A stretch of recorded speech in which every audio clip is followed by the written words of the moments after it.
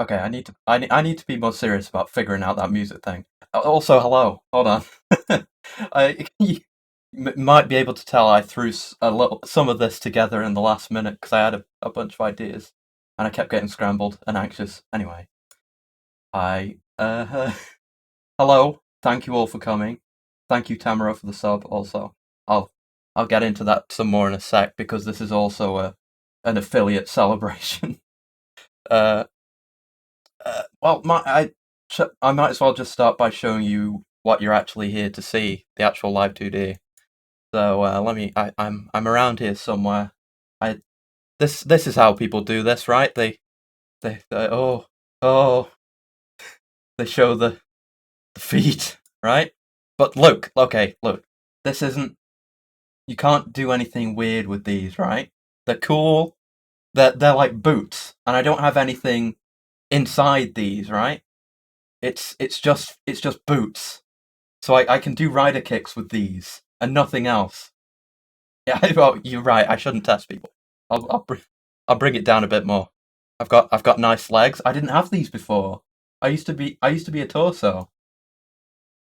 Yeah, yeah. I've got actual parts now. I've got legs. I've got hands. I've got red hands too. Like I might eke out a bit over the influences, but I've got kind of Kamen Rider 2-ish hands, the red hands. I think that's important, and the belt. My thighs are kind of thick, aren't they? Very. Nothing weird about that. Just all the more to kick you with, you know. No, don't imagine the smell. There is there is no smell. Okay, hold on. I'm gonna stop you there because while I've been an anxious wreck setting all this up, I have been watching a lot of Now Red videos. And yes, Zero too. I used that as a comparison point as well previously. But I've been watching a lot of Now Red, who does a lot of chemistry stuff, if you don't already know. And metal doesn't have a smell, okay?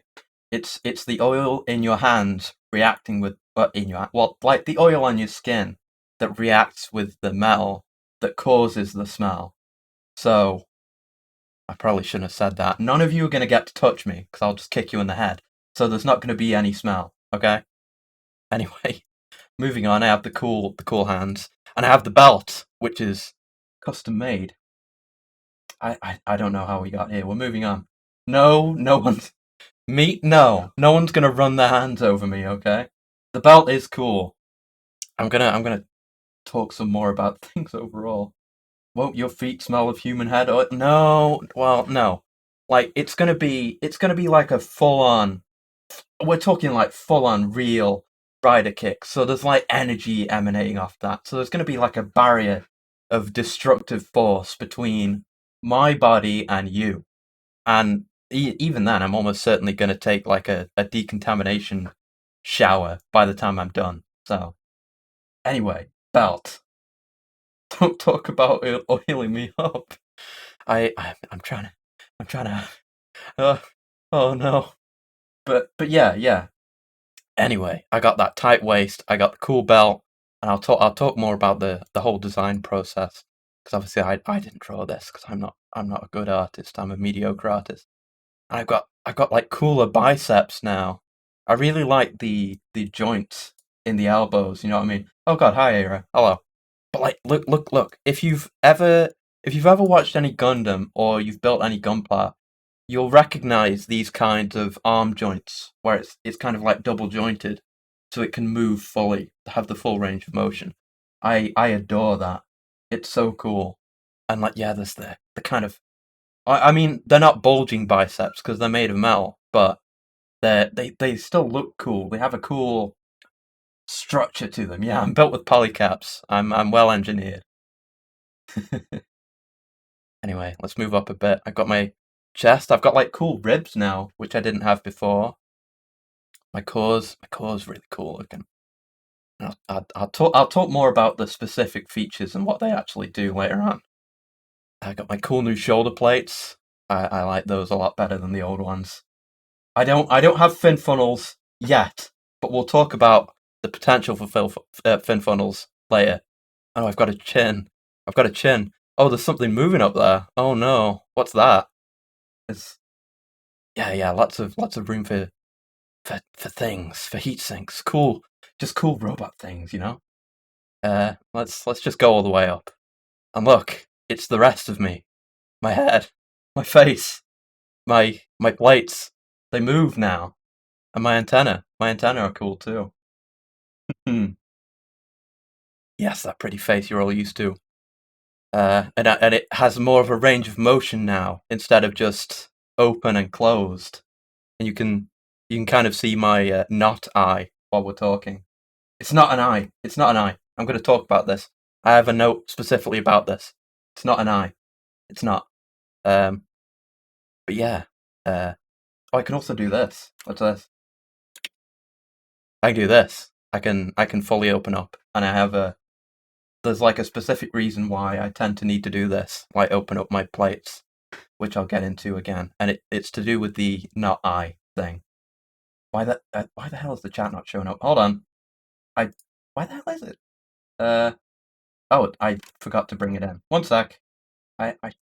Oh yeah, because I accidentally deleted this entire scene. There you go. There you all are. I, I guess, yeah, you lovely people. Even though some of you have already sexually harassed me today, and we've only been going for 10 minutes. Oh no, it's not good. I can do this now. I can shake my head in disapproval. It's no good, no good. What some of you get up to, but it is pretty cool, huh? Why don't we zoom out a bit so you can get a better look at the whole thing? Here we are. Here we are. Did I not bring the alerts in too? God damn it. Oh, and it's shady with the raid as well. Hello. Thank you for coming. I'm zooming out too much. No, hold on. Hold on. You can just take a look at me while I fix this. Yeah, no last minute preparation or planning here. I just bring that in. Yeah, it's like it was always there. There. The alerts are now in. Anyway, thank you all for coming along. Thank you, Shady, for the raid, and thank you all for coming along. We only just started, and some of these people were talking about running their hands down me to generate a smell, which I don't appreciate. Anyway, man, oh man, I would buy figure arts of myself. I have a few Kamen Riders here, around here somewhere, but yeah, I would absolutely buy myself. I really, not to toot my own horn a bit, but I do really like my design. It's cool. I have which ones do I have? I can geek out some more about this later. But I have well, for figure arts I have Kamen Rider Delta, Chalice, Garen with Red Rhombus, which is important. And Agito Burning Form. And then I have some of the, I can't remember what they're called, the model kit ones, which I got more recently and built. And I have Exade, Genmu, Kuga, and Zio, which I have on my workstation here. They take pride of place. But yeah, it's man, my head is I'm not gonna talk too much about numbers, but how do we have so many people here? Oh Jesus H Christ! Right. Anyway, one thing you may have noticed if you've been around here before. Yeah, Figure Eyes. That's the name. Oh, and I have the Figure Eyes. Figure Eyes Double Fang Joker as well, which I got a while ago, and that was when the Figure Eyes were a fair bit bigger, so it's a bit much bigger scale. That's a really cool figure. Yeah, don't you post arrows at me. Anyway, if I can just get my brain to slow down to less than a mile a minute. Anyway, as you can see by the text there, that I'm gonna try to avoid covering up for a second. The model and the rigging were both done by fantastic and talented artist and friend of the show, Mala, who comes around sometimes. And basically, he knocked it out of the park with this. because I had my original concept and my PNG, which I had been using to stream previously, and I that came out pretty well, I think, the original design. But it was only the torso up, and a lot of the parts of the design weren't refined yet. And he really hammered all those things out, like the hands and the belt. Like for the belt, for example, let me show you the belt again. Basically, all I had to do was send him a picture of Kamen Rider Black's belt, and I basically said something kind of like this, which is probably not the best direction to be giving an artist. Oh, hello, Molly, you're here. Thank you again for being awesome and really good and making me a really cool model.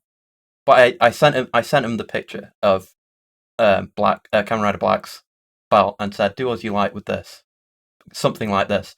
And he drew this basically straight away, and like it's not a total rip off of like it has a lot of the same features, and it puts forward the same vibe, but it's its own thing too, which I really like. So that turned out amazing.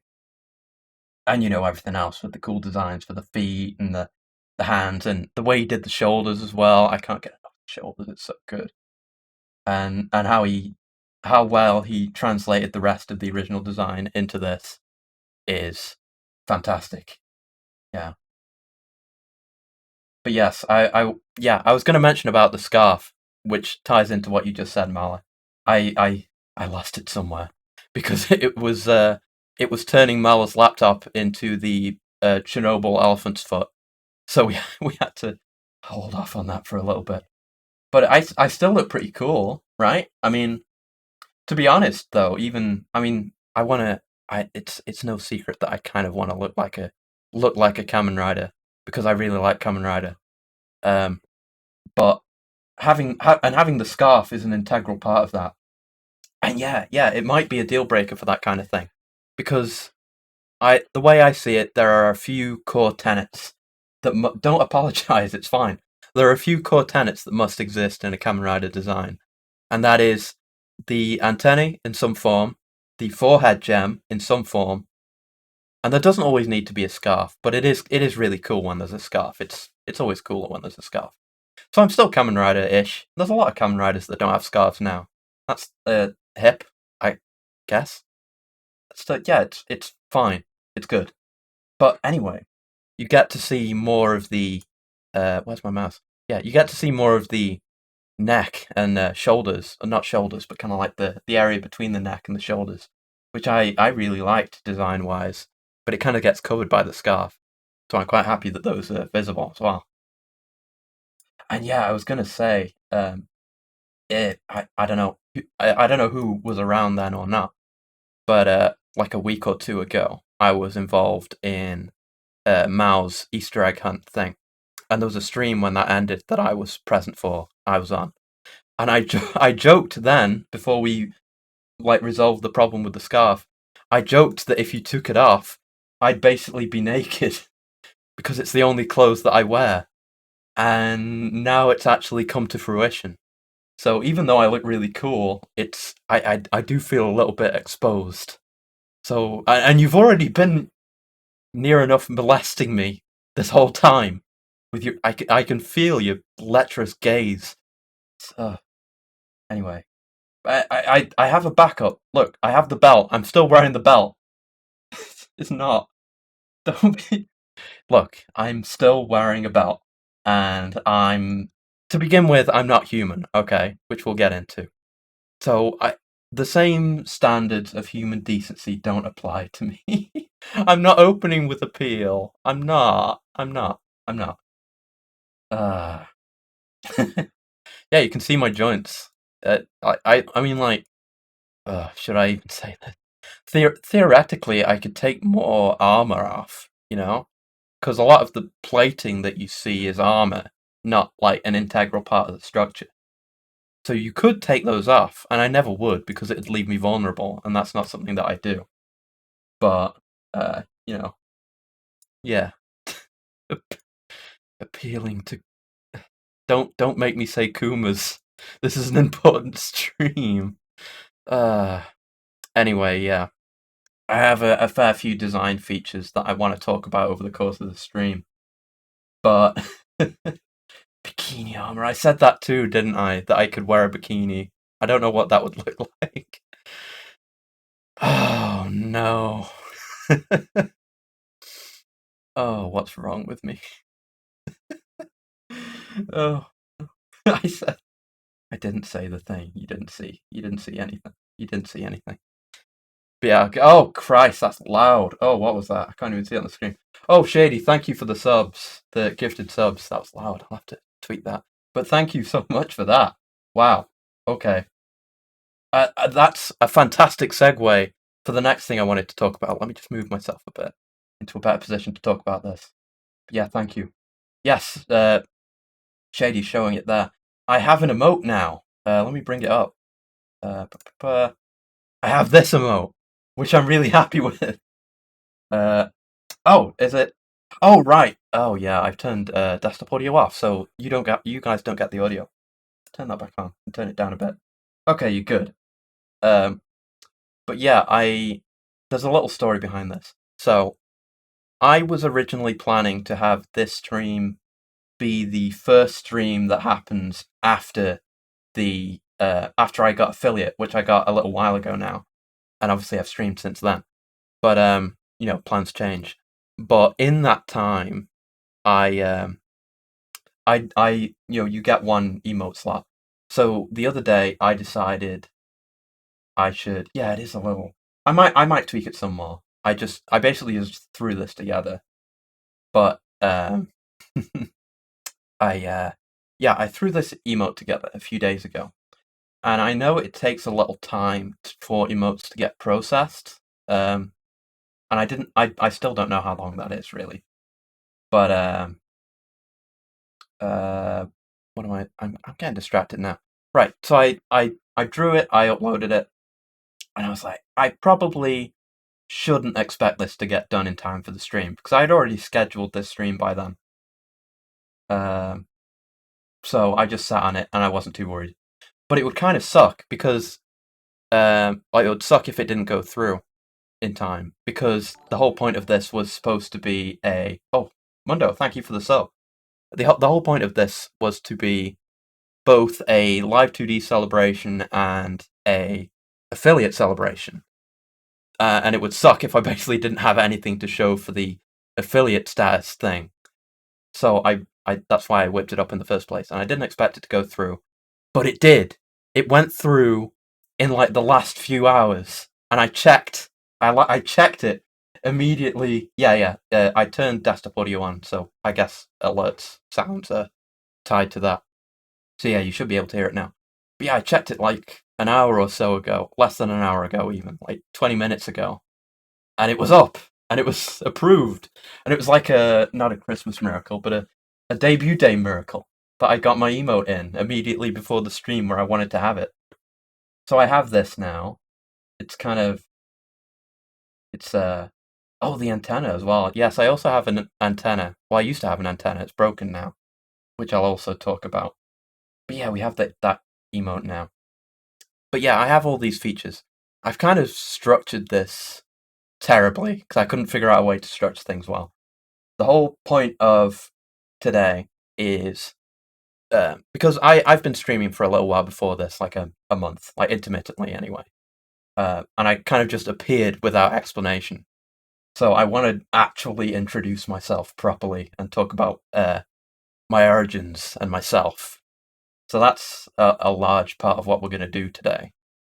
So what else do I have? Oh yeah, that's right. I have something else that I wanted to show before we moved on to something else.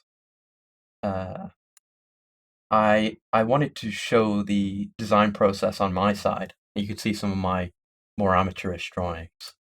So this is the very first concept that I drew up. And I have basically no experience with art, very little experience with art. I've done some, and I got a drawing tablet not too long ago. But so far I've only ever done art for the purpose of it contributing to some other project, like like, just working on other stuff. I'm like, oh, I need to draw something for this, so I'll just draw something up and do it in. And I kind of want to do my reps properly and actually do some proper art eventually, but I'll talk about that more later. Anyway, this is the original concept, which is not too far removed from what we got, actually. But this was before I decided to add any of the Kamen Rider influence to it. Because I was like, oh, I want to do this, but I don't want to have a face, because that's too easy, and it's lame. I mean, not to crap on anyone else, but I like faceless designs in anything, really. I think being faceless is really always really, really cool. And I ended up with I didn't have as much of as big of a chin. I gave myself more of a Giga Chad chin later on. But yeah, masks are cool. Faceless characters are cool. It's very in line with my taste, especially. Faceless. Melchior, why? I'm not.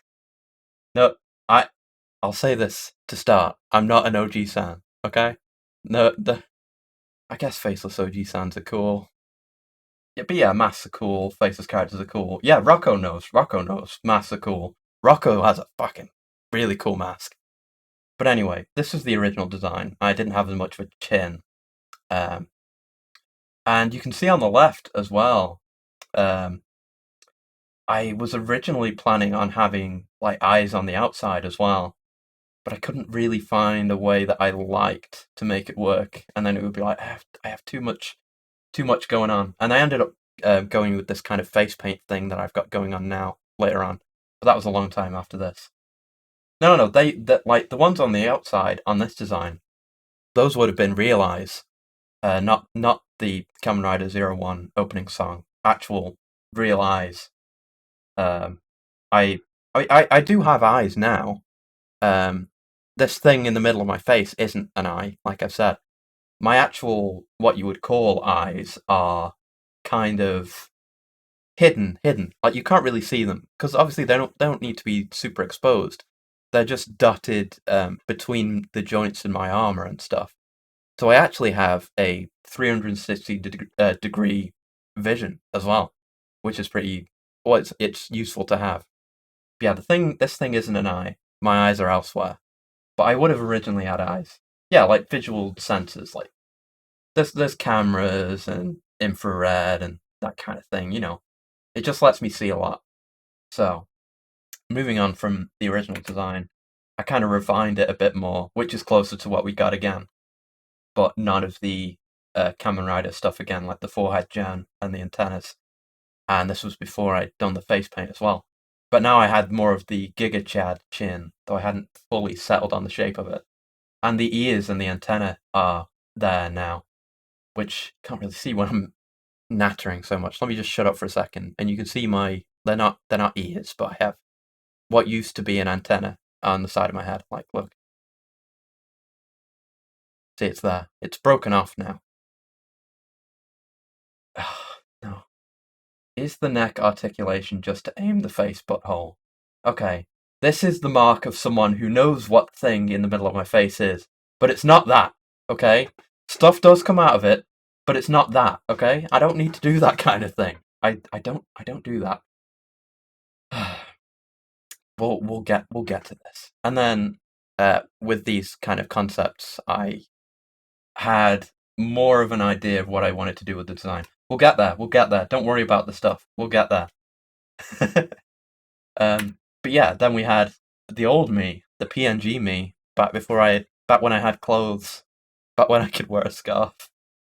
I can't really draw a scarf for the life of me anyway. But yeah, I kind of settled on the face paint on a whim. I was messing around and like doing mirroring stuff, and I was like, oh, that's kind of cool. It's kind of like a like kabuki face paint, vaguely. And because I don't have an actual face, the way it's structured with the way it kind of implies a face. Like, you can see where the eyes would go, but there aren't actually any eyes there. I kind of, oh yeah, it is kind of like Odin. Yeah, with the design going out from the center. But yeah, I like that because it goes from something that looks vaguely human to when I actually open my plates, you can tell it's not human at all. That's something I really like in a design. So I have that going on as well. So yeah, I think that's all I've got to show you here. So I need to figure out, I need to do some logistics to get us into the talking screen, and I set up some BGM. And yeah, and it kind of ended up being my logo as well, which I didn't plan for at all. It seems like a really good idea in retrospect, but I had absolutely no plans like that in the start. It was just like, oh, I'm messing with brushes. Oh, this looks kind of cool for a rogue combat robot. So that's what I went with. But then I started using it like a logo as well, and I really like the look of it. So it worked out, yeah. So on to the next thing, and I have, hopefully, okay, like I said before, I've been doing a lot of last-minute prep because I'm an idiot. So some of this, so the BGM might be terrible, and it probably doesn't loop properly. And but it's there. I just thought it'd be good to have something to talk over. So let's move over there and move myself real quick. Let's move over. Yeah, it does. It is exciting doing last minute prep though. I did I think do my best work today while I was doing this last minute prep. But anyway, let's talk a little more about me as an individual before we get into my origins proper, because that's gonna take a whole while, and it's gonna be all technical specs and industrial espionage and a lot of all that. So I'll get into things. Oh, hey Caleb. Hello. Speaking of Kamen Rider.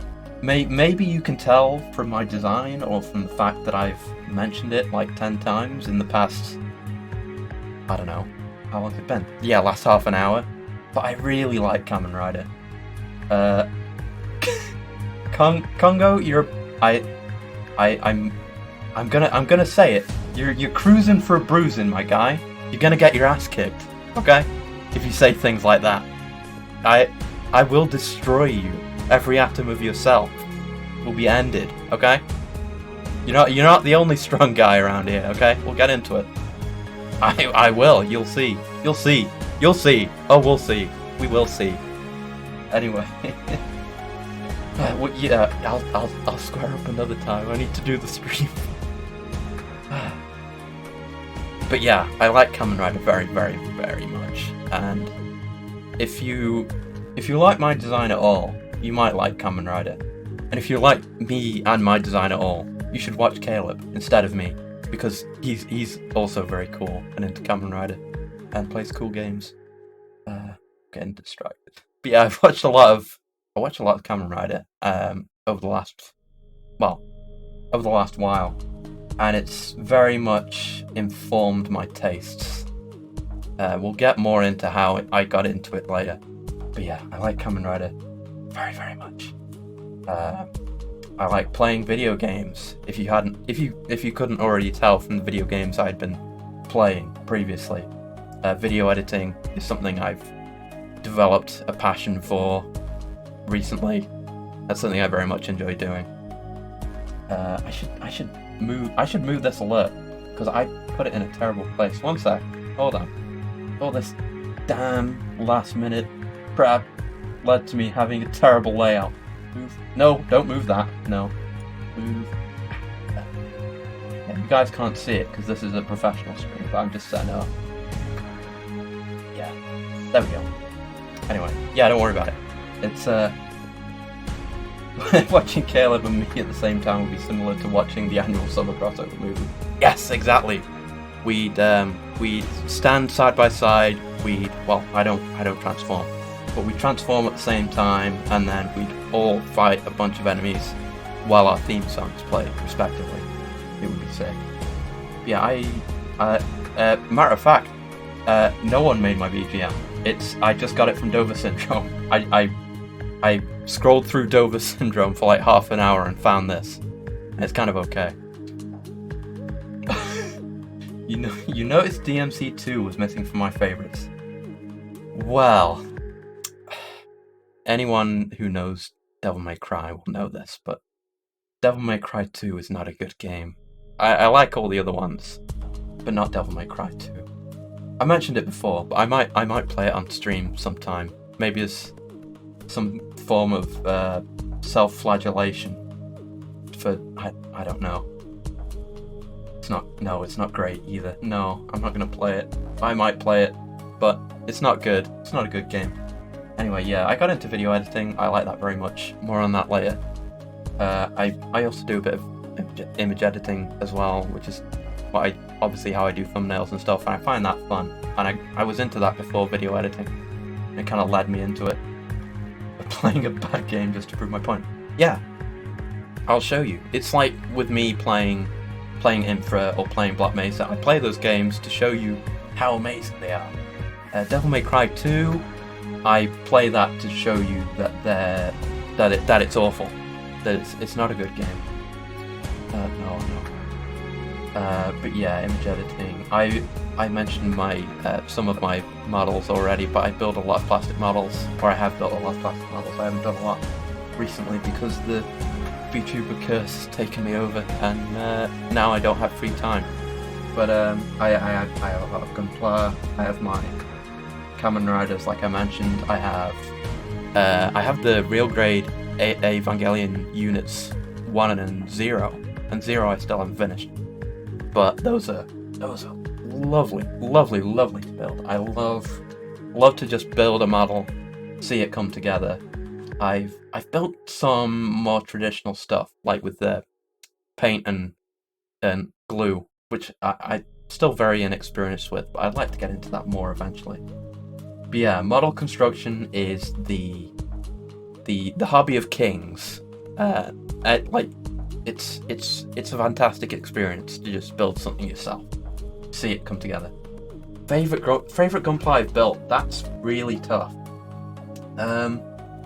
I would say it's probably between any of the new Figure Eyes kits that I built, the newer ones, because those are really well put together at such a small scale, and between that, the real grade Evangelions, because I really like building real grade kits. Those are nice, and the crown jewel of my collection, the perfect grade Unicorn Gundam, which is colossal and was very fun to build. It's really nice. Yeah, I want to get more Figure Eyes someday. It's really nice. But yeah, the unicorn is really nice as well, and it's very big. It's so big, but it's really packed in with detail. Like it's expensive, that kind of thing, a perfect grade kit, but it's worth every penny, I think. Most laborious I've built was the HD Neo Xeon. Oh wow, yeah. I've seen a lot of pictures of that and a lot of the box as well. That one seems like a similar level of ordeal to actually do. Yeah, I can see that. But yeah, I don't remember the unicorn being that bad. Like, Gunpla in general is, in my opinion, not very hard, because you snap it together. Well, you snip the pieces out, clean it up, snap it together, and it doesn't require like paint or glue. But like some of the traditional model kits I've built, like planes and stuff, can be a real pain, and you're way more likely to get like a bad mold or like just a bad kit that barely fits together without modification. So I still prefer Gunpla, though I would like to get into like more into painting, like miniatures and stuff, like the kind of stuff Almanac does. That's really cool. I've always wanted to get into that kind of thing. It's very fascinating, but maybe one day. Do I have a favourite vehicle kit? I mean, not really. Like the ones that I am talking about, I've only done like a few planes, and I'm not super big on my like military vehicles and stuff. But I don't really know anything. They were actually just gifts for other people who do like planes and stuff. So I built it for them, and I don't really have any knowledge of my own on it. And yeah, you can't pose a jet or a tank. You can't make a tank do a rider kick. Although, come to think of it, it'd be really cool if you could. But yeah, and like a plane. Wait, no, I was gonna say a plane can't do an Obari pose, but I mean you can get stuff like that, like transforming kids. But yeah, yes, it is very cool. And yes, I would really like to get into proper painting someday, but that would probably be an investment. So it's like further down the road. I'm kind of a low budget guy right now. A tank can't ride a kick, but a battleship sure can. Oh hell yeah! Oh you're giving me ideas now. It's making me want to build things. Anyway, I've been talking about kits for too long. If my love for my dumb rant for Gunpla didn't already tip you off, I do like mecha as a whole a good deal. I'm very into. Honestly, I should probably watch more. I really like Getter and stuff, and like Gurren Lagann was my first, and that was what indoctrinated me into the genre, and then I got into Gundam and a bunch of other stuff. But I that's always held a very close place in my heart. Oh yeah, the Dan-O movie. I didn't watch that, but I know it did have that name. Yeah. What was I saying? But yeah, before Kamen Rider, Gundam was my thing. So if you were talking to me from like 5 years ago, you'd be talking to a giant robot instead of a regular sized one. And I've watched Ava as well, obviously. All sorts of stuff now. I won't spend too long on it. And in general, I like cool fights, which ties into everything really. It ties into Kamen Rider because there's cool fights there. I can do cool fights in video games. No, you didn't lose a giant robot. I wasn't planning to do this 5 years ago. But if things had gone differently, you might have had a giant robot instead of a regular one. But yeah, cool fights. They tie into video games because you do cool fights in video games. That's the kind of video games I like. And mecha and stuff. Anyway, that took way too long. So let's get into, oh yes, mid-season upgrade. I do want to have that kind of upgrade at some point. I haven't figured out any of the specifics, and yeah, maybe I could have a giant robot, a giant robot form, or I could just integrate myself into a giant robot temporarily. But that's all for the future. All very good ideas though, because giant robots are pretty cool too. I mean, I know I only have Kamen Rider listed here, but I also do like Super Sentai quite a bit. I mean, I like Tokusatsu as a genre. I haven't watched as much Super Sentai as I have Kamen Rider, and that's kind of like Kamen Rider's kind of like the primary influence on me. But Super Sentai is pretty cool. I haven't watched as much. I've watched like half of Go Buster and a bunch of Tokuja. Tokuja's great. I love Tokuja and some others. It's cool as well. It's got similar appeal. But for me, in my heart of hearts, it'll always be Kamen Rider. It's so much cooler to be a Kamen Rider, because a Kamen Rider has the equivalent strength of an entire Sentai team. Like, it would take an entire Sentai team to take down a Kamen Rider, and that's what's sick, because they're their own, and they can work together, but they're generally like lone wolves, unknown by society. It's thankless. It's cool. It's great. Anyway, oh god, hello, Cooper. Moving on. Dislikes. I don't like math. Now, I got started in life, air quotes, running a lot of numbers, and I don't like math. I don't like doing it. I can do, any kind of math you ask me to, basically, but I will generally choose not to. If I can Google a math question, and get the result, my mind will refuse to do that the normal way, to like actually figure it out. Like, yeah, I could do this, but I could just go on Wolfram Alpha or something, or just Google it, because Google generally gives you the result these days. But yeah, I don't like to do math. Math is cool though, and like you say, Cliff, mad respect to people that do math seriously, because it is cool. There was a time when I enjoyed it. Oh, hello! Hello! Oh my god, hello! Hello! Thank you for the raid! Hello! Thank you for coming. We're just talking about myself. I've been assaulted by greasy hands, and now I'm talking about myself. Okay, I'm gonna have to have a chemical shower after this. I can't remember what it's called, but the metal reacts with the oils in your hands, and it makes that metallic smell. And I'm gonna stink like that, and I don't like it. Hello, thank you for coming, and thank you for the raid, and thank you for congratulating me. That sounds still messed up. I don't know. I threw this whole thing together at the last minute. But they were working a minute ago. But I will look into it more. I'll make things more professional. I'm planning to do. Well, I have some project work to do, which I'll talk about, secret projects, over the weekend, and then I think I'll spend some time just refining things and making things work properly. I should put human touch on here. I'm starting to dislike human touch, dealing with you lot. I should start putting it on there. Anyway, I don't like malfunctioning. I'm not. Oh, good night, and thank you again. But yes, I don't like malfunctions. I'm not. Well, I was pretty well built when I started out. Okay, but I've taken damage. I did a bunch of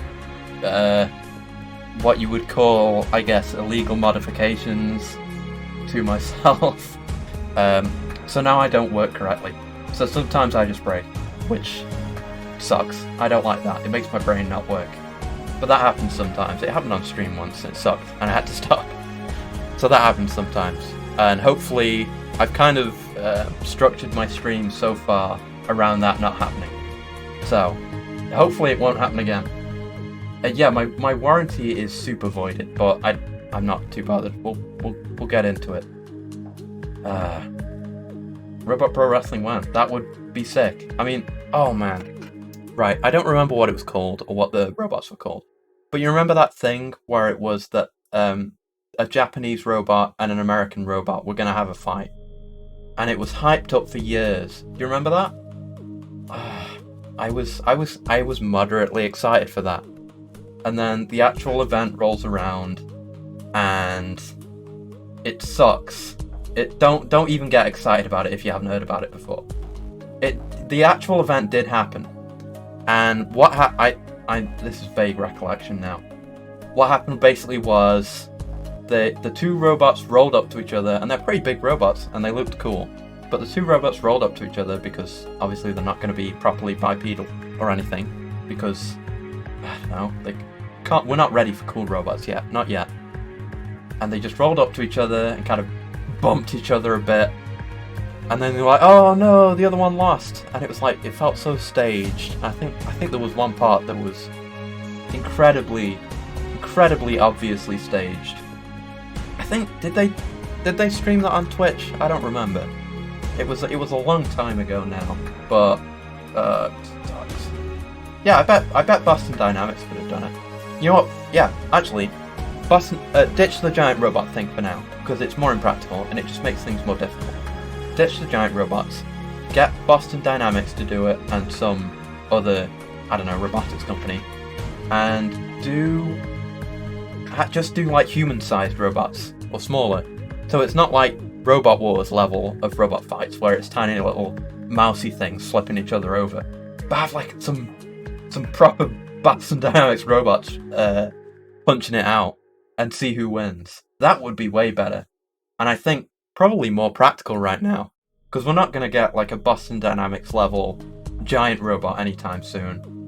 But yeah, I think that would work. I'll have to If Boston Dynamics is watching, hit me up. Or I might have to hit them up. Anyway. Another thing I dislike. Avalon Heavy Industries. We'll get into this. Ignore that one for now. We'll get into it. And these last two... Well, yeah, that's what I mean. Like, bigger than BattleBots. It has to be bigger and better than BattleBots. Not on that level.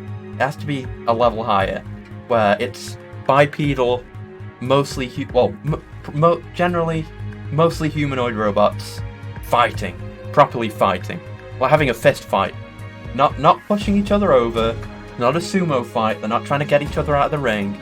They're not trying to knock each other over. They're trying to destroy each other with their fists. That is something I would watch. That's something I'd pay to see. That would be good. We could do that right now. Like, we have the technology for this. I mean, besides myself, I can do that. But, I mean, I do that on the daily. But an actual televised event, that would be sick. Yeah, like real steel, but with better designs and no boxing gloves. They should destroy each other. I've seen robots do suplexes on each other. Yeah. That kind of thing. I mean, if you could get them to do wrestling moves, even better. I feel like right now the most realistic thing is a slugfest. And maybe we could get a cross counter in there. And that would be sick. But maybe we could get it done. I've never actually watched Real Steel. Apparently it's good. The designs I feel are a little bit simplistic, which turned me off a little bit. But apparently it's good, so maybe I'll watch it sometime. But yeah, that would be sick. Anyway, Vince will turn the Undertaker into a robot so he can keep making money. Yeah, honestly, I would not be surprised. I'm not super into wrestling. I don't know that much. But what little I do know involves the fact that Vince McMahon would do that kind of thing. Yeah. So anyway, moving on. Yeah, maybe you'll watch along someday. Oh, they showed his hip bone with surgery. Yeah, you're right. Oh god. Anyway. Yes, right. These next 2 points on dislike are maybe a little controversial, a little bit contentious, but I have these asterisks on them, so I can say that there's specific things about this.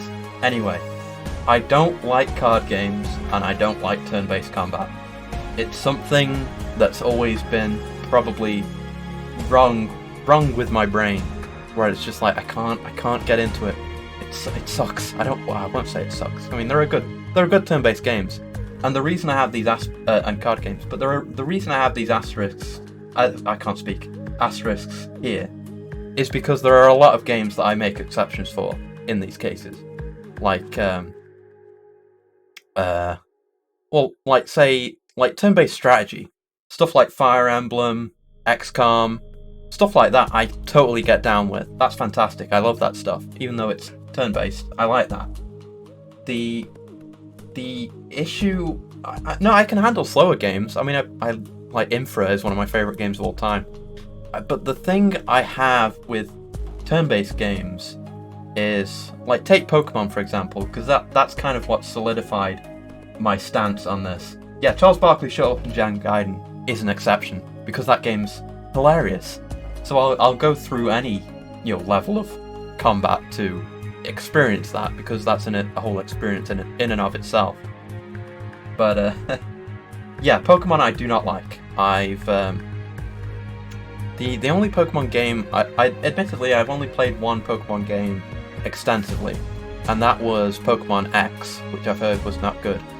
But anyway, what I did with Pokemon X is I beat that game in the space of 24 hours using nothing but Blaziken, Mega Blaziken, and using Blaziken, and that finished every fight. And it feels like, obviously that's a problem with me playing it like a weirdo, but it's because I end up flowcharting with turn-based games like that. Persona as well, I really struggle with. I played a bit of Persona 5. and it's a mistake I've made several times. It's like, oh wow, Persona 5 new game, whoa, play it, hype, cool, S-Links, and then I play it and I remember that I hate the gameplay. Like, I'm always just doing the same thing. I can't keep doing the same thing. It feels like you have to flowchart, kind of, and it doesn't feel like... To compare, for example, one of my favourite games of all time is Devil May Cry 5. And that's a kind of game where it's not just that it's fast-paced, it's that you are directly controlling the action rather than taking a back seat and controlling things, and there's no like contrivance about it. Like turn-based games, I know it's kind of it's I can't remember even the word of what I'm trying to describe. It's one of those things where people say like, oh, why are they taking turns? Why don't they just attack each other? But I actually do get that vibe. Like, I wanna get in there. I wanna control the fight. I wanna do it. I wanna go at my pace. That's what I like. I have not played Pokemon Online. I don't even know what I played. I played like little bits of other Pokemon games in the past, and then I had that big binge of Pokemon X, and then that was like, no, I don't like this. No. Yeah, I like to be in the fight. I like to control it, to be in direct control. But there are exceptions to this, like I say, like Fire Emblem and XCOM, because squad-based stuff is more interesting than just, you know, do move, opponent do move, I do move. But yeah, that's that on that. And similar. I don't know if you'd even call it logic. It's just like my weird brain. But do I have a favorite Fire Emblem? No, I use Fire Emblem as an example, but I've actually barely played any Fire Emblems. I just mean that kind of game. I played a bit of... What did I play? I played a bit of Awakening, and that was it. And I don't think I stopped playing it because I didn't like it or anything. It's just it was on the 3DS, I think, wasn't it? I don't know what it was on. But yeah. You have to ask because you have a certain series in your life. Do you enjoy Yakuza 7? I haven't played it yet. It seems like one of the games I would be willing to make an exception for. Because like I say, I'm willing to make exceptions for turn-based games. Like, it seems cool. I love the Yakuza series. I love the world. I love the characters and the interactions. So, and the combat doesn't look that bad, even, honestly, by my standards. So I would be willing to at least try it. It seems fun, and I would no doubt have fun with the characters and stuff. And no doubt there are more exceptions that I don't know about even. One of the exceptions I was thinking about earlier is the Trails series of games. I haven't played any of those, but I've seen gameplay of the combat and stuff, and that looks fun. There's enough to that where it doesn't just feel flowcharty, and I can kind of act more. It's kind of hard to explain what sets these games apart for me. But yeah, that kind of thing seems really good as well. It's not really turn-based, but I like the combat of Chrono Trigger as well. That's very cool. That's more waiting for bars to fill up some of it. But that's cool too. Yeah, I like the positioning element, which I guess is what ties it into games like XCOM and Fire Emblem, is that there's a further layer of control where there's positioning and stuff. Super Robot Wars as well is another good one. I haven't played any of those, but I would, because there's more to it feels like. I would enjoy that. Anyway, and yeah, card games as well is a similar thing where I prefer to be in direct control, not issuing commands through cards, you know. And that's for games like, you know, Slay the Spire and stuff, which I haven't played. And there's traditional card games like Hearthstone, where it's like I want to do thing, you know, not play card. Like I feel like if I'm playing a video game, like regular like playing card games and like Uno, I love that. I mean, Uno is one of my favorite games of all time, and like stuff with playing cards. I actually don't like poker, but other playing card games I do like very much. That I don't include that. I mean stuff like Hearthstone and stuff like Slay the Spire. That's all I mean with card games. But yes, that was all too much of a rant on games I don't really like. But yeah, moving on. But and card games also. I like to watch card games. Like watching a game of, I haven't really watched any Hearthstone, but like Carmine's Yu-Gi-Oh! Duel. That was fun to watch. I enjoyed watching that. I like watching Yu-Gi-Oh! That's cool. Yeah, CCG. It's complicated. My brain's wired in a weird way, where I have weird tastes. But anyway, let's move on, because I've gone on too much about that. Yeah, the games I like. I've had this page sitting up for like half an hour now, so you've probably read through all this. I like the entire Doom series very much. I've still yet to play Doom 64, but I have it. So I want to play it at some point. Yeah, the original Dooms, modded Doom, like total conversions and stuff. Love that stuff. The new Dooms, Doom 2016 and Doom Eternal, especially. Doom Eternal is now one of my favourite games. It's so good.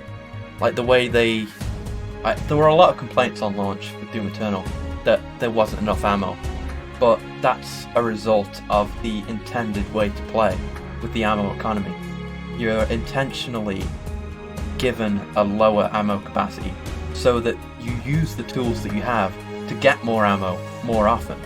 Because in Doom 2016, you could sit on a fat stack of rocket launcher ammo and basically just plow through everything, and you'd rarely ever need to use the chainsaw in an emergency, because even if you run out of rockets, which like the rocket launcher was the best weapon in that game, you can just switch to something else which is also good, like other good weapons, and you won't run out of ammo.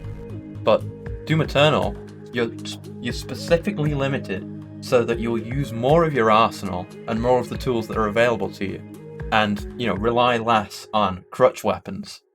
That kind of still happens with quick switching and stuff, but you actually have to think about your ammo some more. And they added a bunch of new tools that made it way more interesting to play.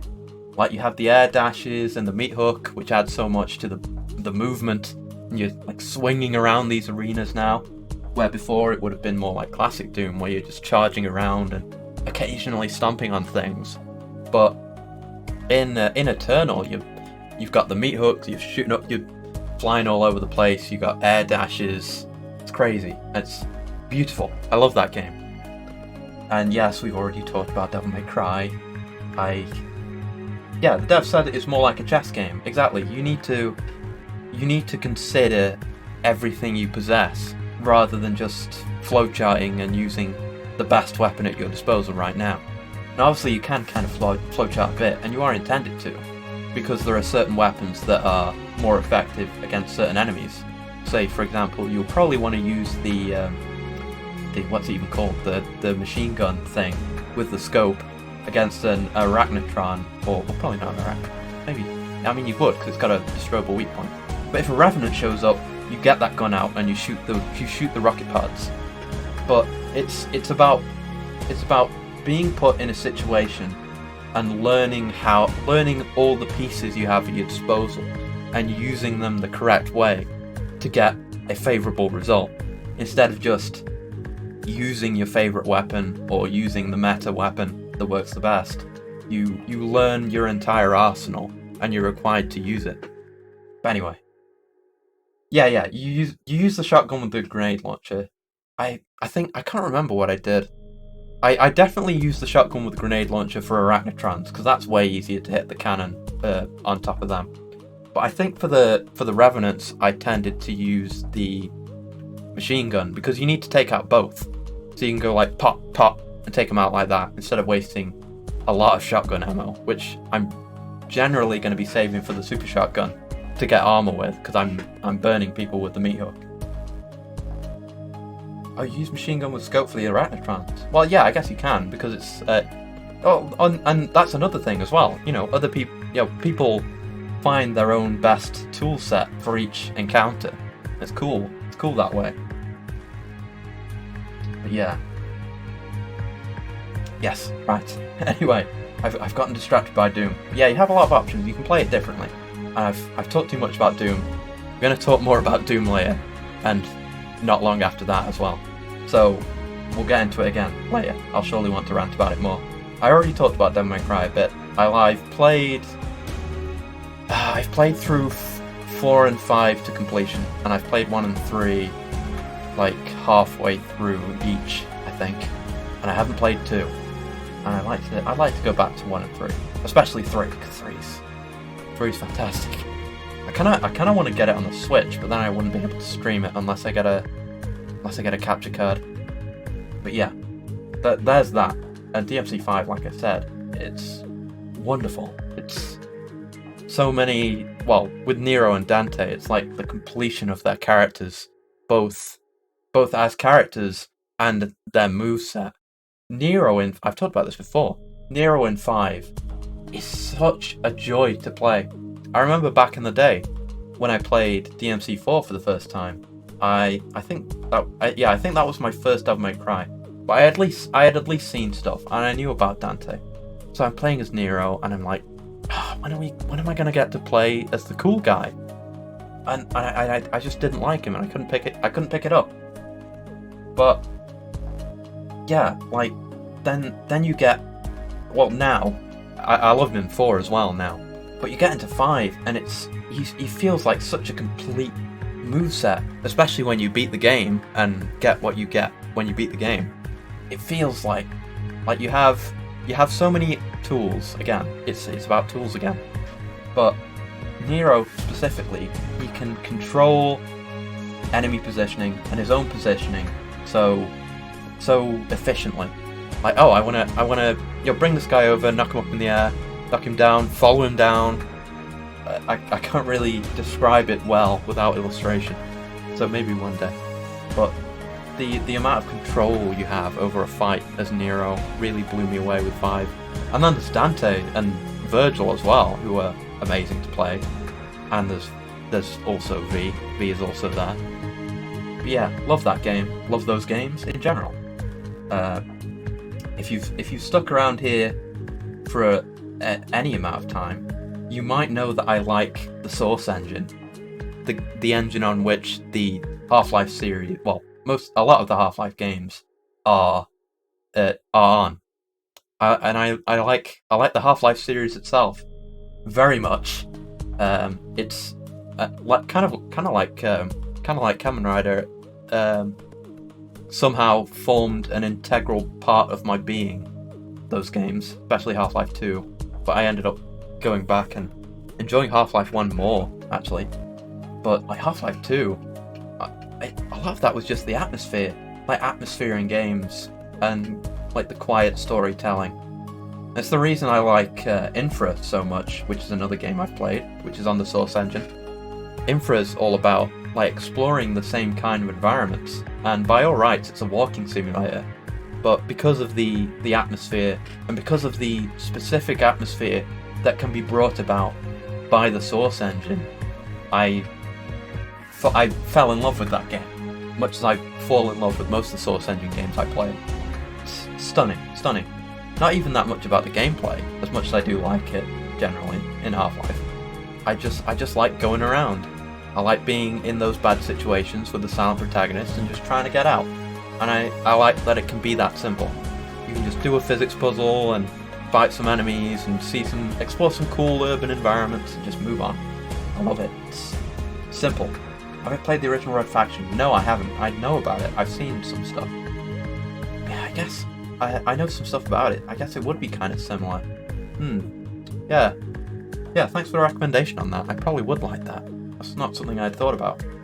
Yeah, it's cool. But yeah, well, you say Half-Life 3 never, but we had a Half-Life game in the last. Like, when did it even come out? Now, was it last year or the year before? We had a Half-Life game come out not too long ago, and kind of vague spoilers, but yeah, it was last year. Okay. And that ended where Half-Life 2 Episode 2 ends, with kind of a big sequel tease.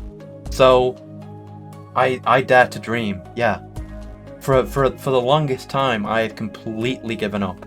Like, long before that document came up about the old planned story, I had given up long before then. I never thought we were getting anything. But now that we've had Alex, it's kind of relit the flame, and I'm kind of excited again. Like it could actually happen. Yeah, we can believe in Gaben. We can believe in the people there. Because I don't know if this is still true, but what I've heard about the way they operate over at Valve is that people just work on the projects that they want to work on, right? And it's not about like a big corporate mandate. Like, if you want to work on a project, you do it. So the problem up until Half-Life Alyx had been that nobody wanted to make a Half-Life game, which is why we didn't get one, or at least not enough people did. And that's still how they operate. Okay, yeah. So, but I mean, they've just made a Half-Life game, and they ended that Half-Life game by teasing another Half-Life game. So, dare to dream that the people over at Valve want to make Half-Life games again. It's a faint ember, but the fire is reignited. It's there. I have the passion again. Oh man, I really hope they do. I really hope they do. Yes, I've seen that. I've seen that song around. Count to 3. Yeah, it's okay. I mean, another 3 related thing is we're getting that Left 4 Dead spiritual successor soon, right? Oh, I don't know if it's coming out soon, but we're getting it. It's called what's it called? Like Back 4 Blood or something. So we're basically getting another Left 4 Dead by a bunch of the people that worked on the original Left 4 Dead. And God, Team Fortress 3. Imagine, oh my God, like in a world where the norm is like Overwatch and Paladins and crap like that. Imagine if we got a Team Fortress 3. That could be the cure-all for what ails the industry. That would be amazing. I don't know what they'd do. I mean, I have no idea, but it could be what we need.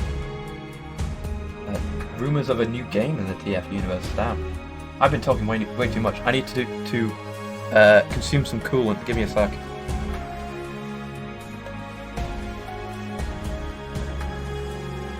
Oh God, don't even get me started on Titanfall 3. Oh no.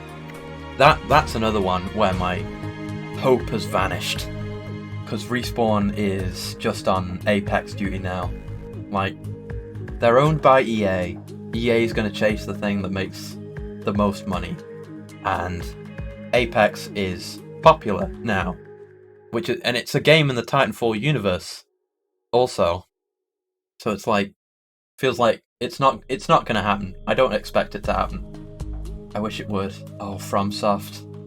I'll be honest, I've never actually, or maybe I did. I might have played like a demo for one of From's Mech games, but I've never actually fully played one. They look really cool though. Yeah, that's the same situation, but at least we're mostly still getting good games from FromSoft. That'd be good. Yeah, it's okay. Like, we're getting, I mean, we're not, I don't know. I mean, I love Bloodborne. We're probably not getting anything as good as Bloodborne again. And I don't know anything about Elden Ring. I don't know anything about it. I've seen those leaked trailers. I don't know what it's supposed to be, and I don't care. I don't. Yeah. Yes, I'm not gonna back down on this. Devil May Cry 2 is a bad game. I don't want to fight that dumb infested tank or the infested helicopter thing. It sucks. It's not good. It's not good. Yeah, nobody knows anything about Elden Ring, and who knows? I mean, there was those leaked trailers, and it was like, it looks like an actual game, but I still have no idea what they're trying to do, what it's supposed to be. I know George R.R. Martin's supposed to be working on it, right? So that means it's probably never going to come out. Maybe that's the problem. Yeah, it looks kind of like Dark Souls. Like I said, I haven't looked too much into it, so I'm not attached to it. Anyway, games. I like Half-Life. I said this already. I like Half-Life. I like Half-Life mods. I like Source games. I like Source mods. Oh, there's something I want to do soon. Maybe not soon. I don't know. something I want to do in the near future, where it's just a stream where for a night I just play a bunch of source mods. I have a bunch lined up, like weird ones and really good ones and like cool ones. That'll be something to do someday. I'm looking forward to that. But yeah, Source Engine. Monster Hunter I like quite a bit. I don't know what bracket you'd even put me in now, because I started with World back on PS4, which makes me a relatively new hunter, and I played it on and off since then, and I've been replaying it again recently to get back into Iceborne and do all the stuff I never got around to doing. But yeah, I like that very much. So when I got a Switch, I was like, I need to get some games for the Switch, and yeah, Stanley Parable is right up my alley. I've played it before. I think I like 100%ed it. But that's right up my alley. The exploration, the Source Engine vibe, it's all there. It's crystallized. Perfect. It's what I like. But yeah, I've been playing Monster Hunter World again. I haven't got Rise yet, because I kind of want to finish up with World first and see if I can hold out until it comes to PC, if that happens.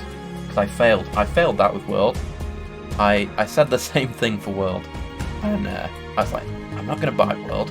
It's going to come out for PC eventually. I'll just wait. And I lasted, what was it, 1 or 2 weeks until I was just watching videos, and I was like, I need to buy this game. So I did. So I gave up there. And I bought it again on PC, and now I'm playing it again. But yeah, after that I got a Switch. I was like, I need to get a game for the Switch. So I'll get Generations Ultimate, and I played a bit of that. Admittedly, not too much, and I don't know if I'll go back to it now. But that was very cool. I like that. I only played a little bit, and I would like to play Rise very much, but I'm holding out. It looks really good. Yeah, GU was really good from what I played, and it looked packed with content. It looked like that's the kind of game you can sink. Well, yeah, not even exaggerating. You could sink hundreds and hundreds and hundreds of hours into that and not be done with it. Like, you could still be emotionally invested in playing that game just for the gameplay and the hunts and how much content there is. It seems so amazing. So yeah, I might end up going back to that if the Monster Hunter itch gets to be too much for me. That's a good idea. Yeah, I like Monster Hunter very much. I'd like to get into it a lot more, get better at it. There's the Actor series, which I'm still admittedly relatively new to. I've played 0 through to completion, and I didn't 100% it because I need to learn how to play Mahjong.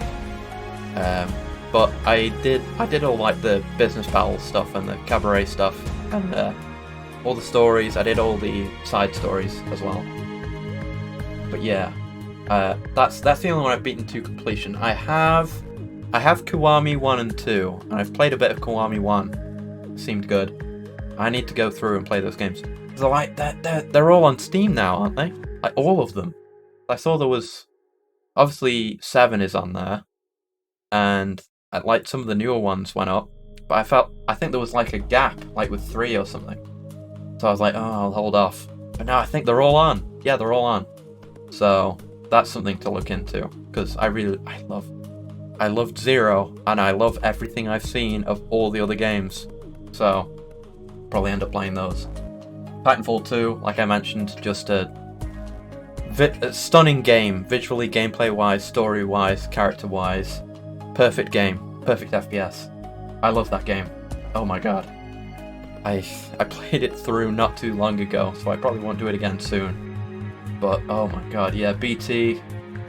My cybernetic heart goes out to BT. I love that dude. And he's never going to come back in a sequel now because of Apex Legends. But the game he was in was fantastic. The story, characters, the levels, the gunplay, the gameplay in general, the mobility. Oh my god. What a pinnacle of a game. Titanfall 2. Factorio is 1. See, this is one of the examples where I can play like slower paced games and, you know, non-action games. I love Factorio. I love making factories. I love Satisfactory. I really liked what little I've played of what's it called, Dyson Sphere program or whatever it's called, where you like have to build a Dyson sphere. I love like factory builders and puzzle games even. Factorio was amazing.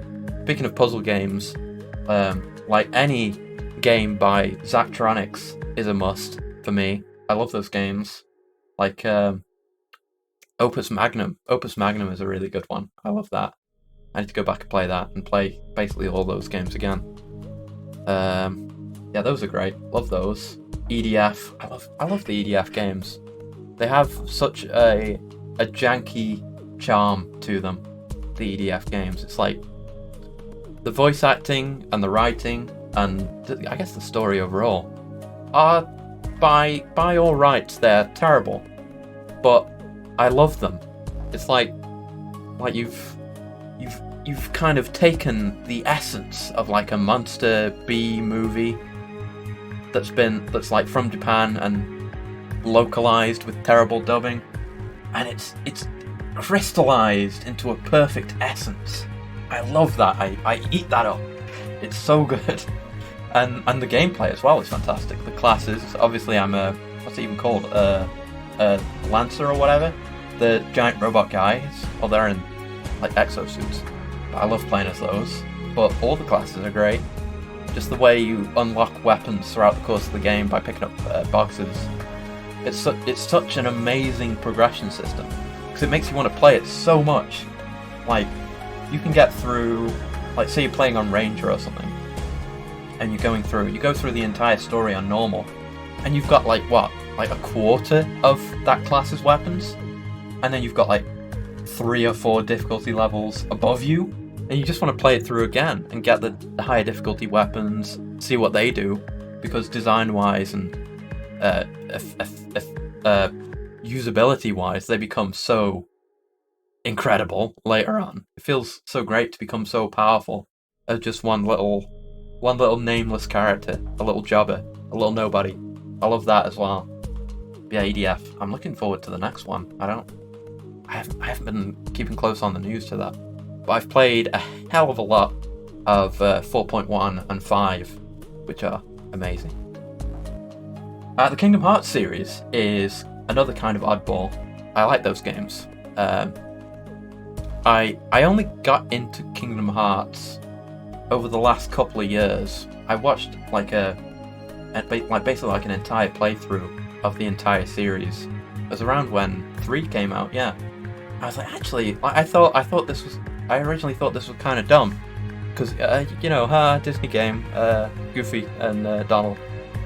But then I saw all that and I was like, damn, this looks kind of cool, actually. Like the characters and the overarching story and the gameplay, I kind of like it.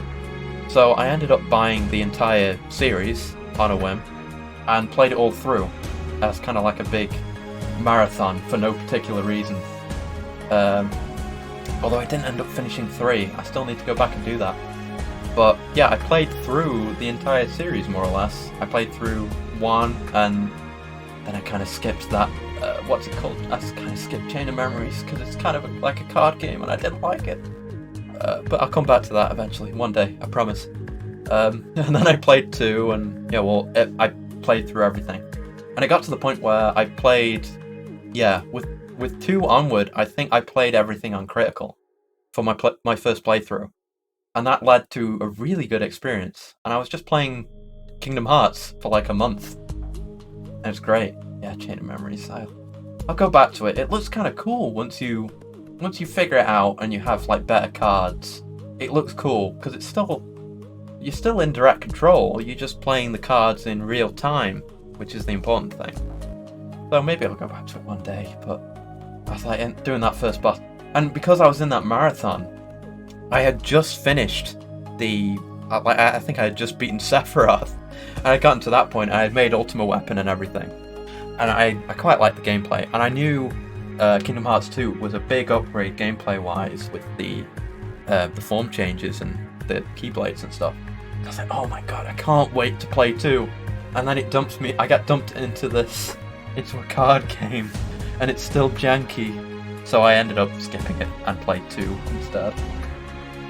Yeah, feel sorry for the children playing ladder games. Yeah, it's there's kind of two minds about it. People who aren't into Kingdom Hearts will often say, "Oh, it's so difficult to get into," and it maybe is for kids because it's a lot of game to play, and some of it's like actually challenging. But like in reality, if you want to get into Kingdom Hearts, just play. Well, yeah, I guess the kids just don't care, so it's fine.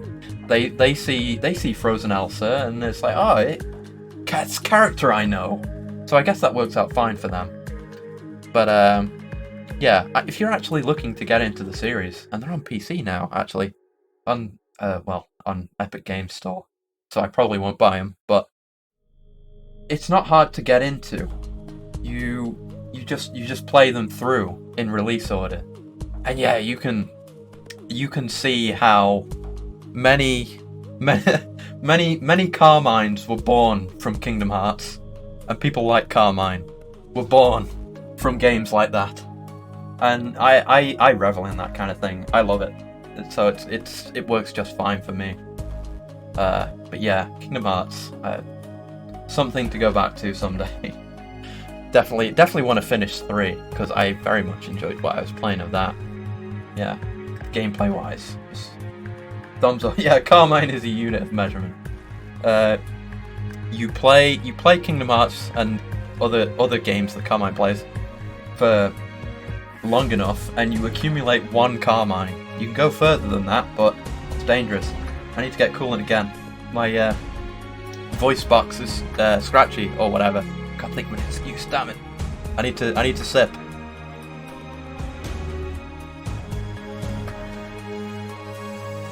It's terminal.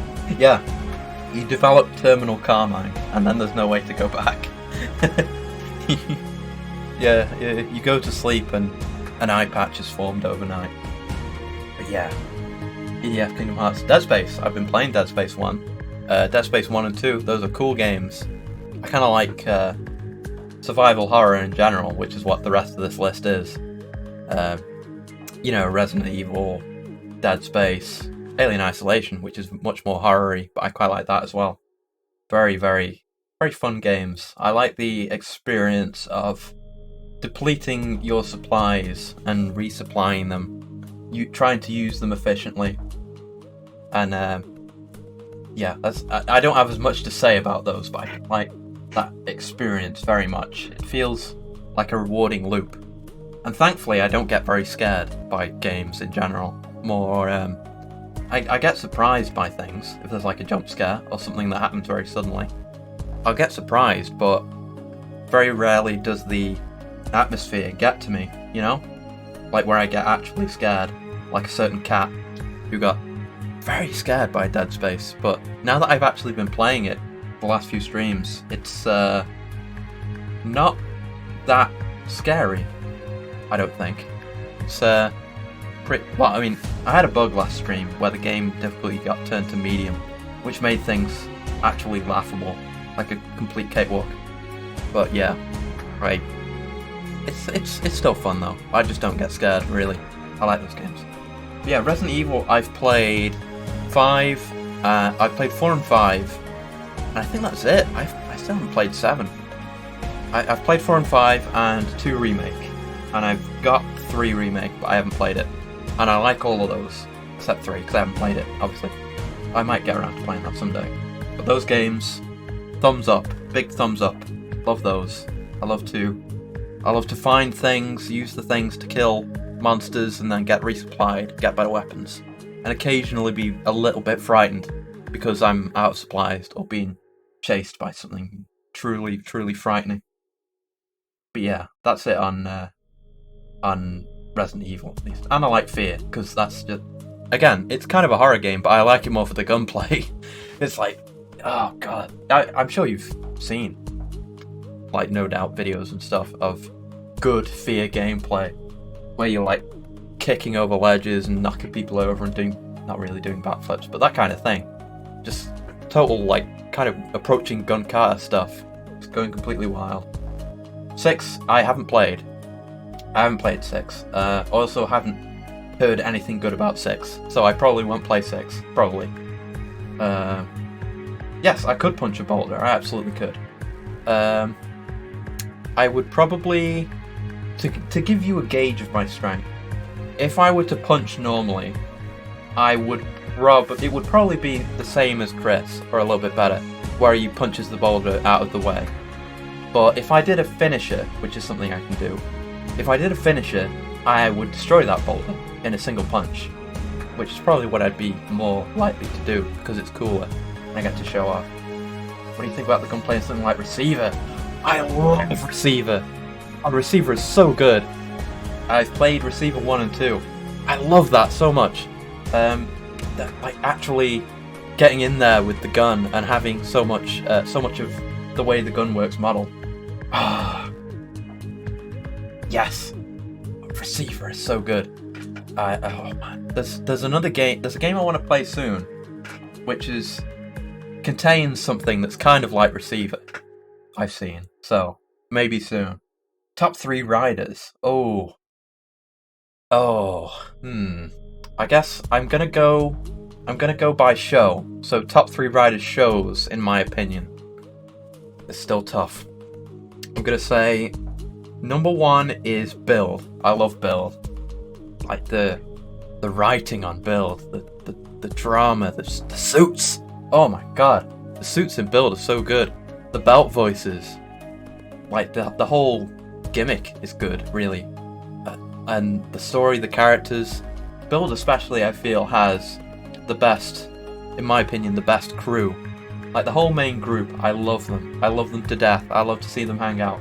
I love to see them talk. I love to see them fight. Love that show. Love the whole crew. Love it. Second, I guess, it's gonna get tougher as I get down to third. I guess second would be X-Aid. I have a special feelings towards X-Aid as well. Like, I love the characters in that again. It's not so much of a cohesive group that time, in that case. Like, I love Dan, I love the characters, I love the suits. The gimmick again is amazing, being video games and stuff. What else? Yeah, X-Aid, love. Hyper Muteki, love. Oh my god. It's Hironobu Kageyama, like one of the main vocalists on Jam Project, doing the belt voices. And the jingle for Hyper Muteki, the main character's final form, is just a Jam Project song. And it's the hypest thing I've ever heard. Like, it's so good. It's so good. And the design, the design of Hyper Muteki, it's so gaudy, but I love it. Like, it's pure gold with, like, massive golden dreads and rainbows everywhere. And it's amazing. Oh my god, Congo, you're killing me here. Dangerous Zombie is one of my favourite suits of all time. It's so beautiful. Like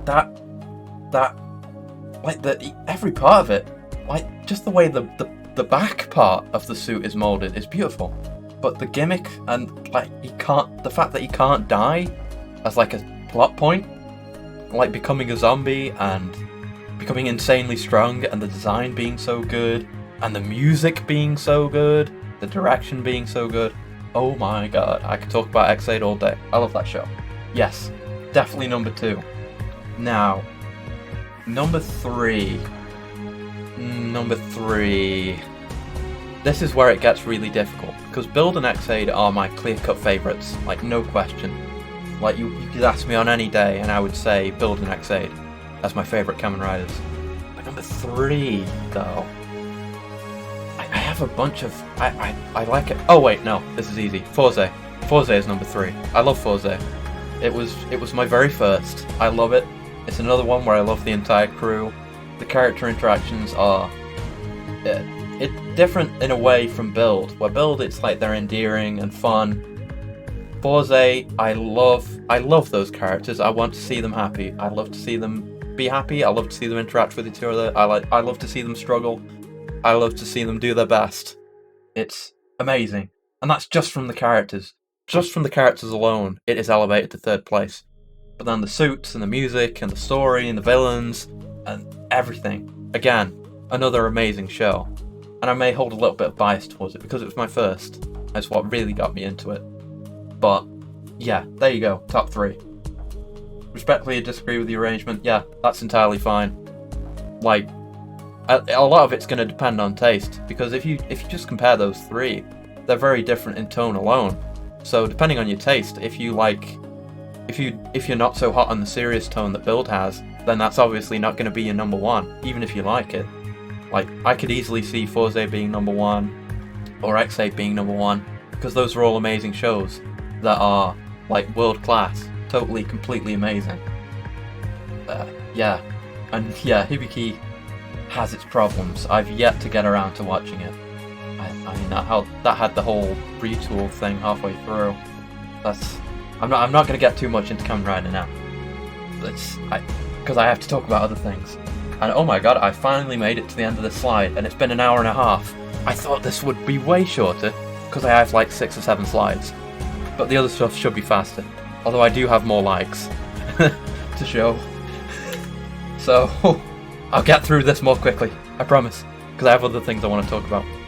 But a lot of this slide and the last slide has largely been taken from another thing I already made, which has more of my tastes, and includes like music and stuff as well, and a lot more examples of everything that I put on Twitter a while ago. I might retweet later. Yeah. But yes, manga I like a lot of things. This is a short list compared to what I actually like. I had to really narrow it down. I did hear about, I don't know how you pronounce it, the Bisque Doll anime announcement. I'm so hyped for that. That is such a wonderful read. Like, it's so sweet and nice. I love it. Kind of, I guess, weird to hear coming from me. But I like that stuff too. I like soft stuff. I like romance. I like comfy stuff too. And that is a premier example of that. And the art is stunning as well. Amazing. But yeah, lots of different things. Lots and lots and lots and lots and lots and lots of different things. Dorohedoro is 11 out of 10. World class. Must read. 100%. Same for Berserk and Pun Pun and Golden Kamuy and basically everything I've written down. I like fighting, like stuff in Baki and Kengan Asura. Molester Man, if you don't know it, it's the name may turn you off, but it's a heartfelt, romantic, supposedly true, I think, story told by someone. And yeah, I've read some of the, what was it? I read a bit of the new thing that they're doing. The author of Pun Pun. I can't remember what it's called. I read a bit of that and it was okay. Original Molester Man on the remake. I didn't even know there was a remake. I'll have to look this up right now. Hold on. Molester Man remake. Tell me more. If it's a live action thing, it's not that. I've read the thing. I don't know. But yeah. Molester Man, I have read 3 times. I've read it completely through 3 times. And whenever I do read it, I read it through from start to finish in one day. And all 3 times that I've read it, it has made me cry. It's made me extremely emotional. It's so... Oh my god, I can't really say anything about it, just read it. It's beautiful and amazing. I love it. And I haven't written it here. But by the same author, or the same artist, I guess, because that one's based on like a true story or whatever. Onani Master Kurosawa is another one that I binge read and always cry at. That is a masterpiece, 11 out of 10.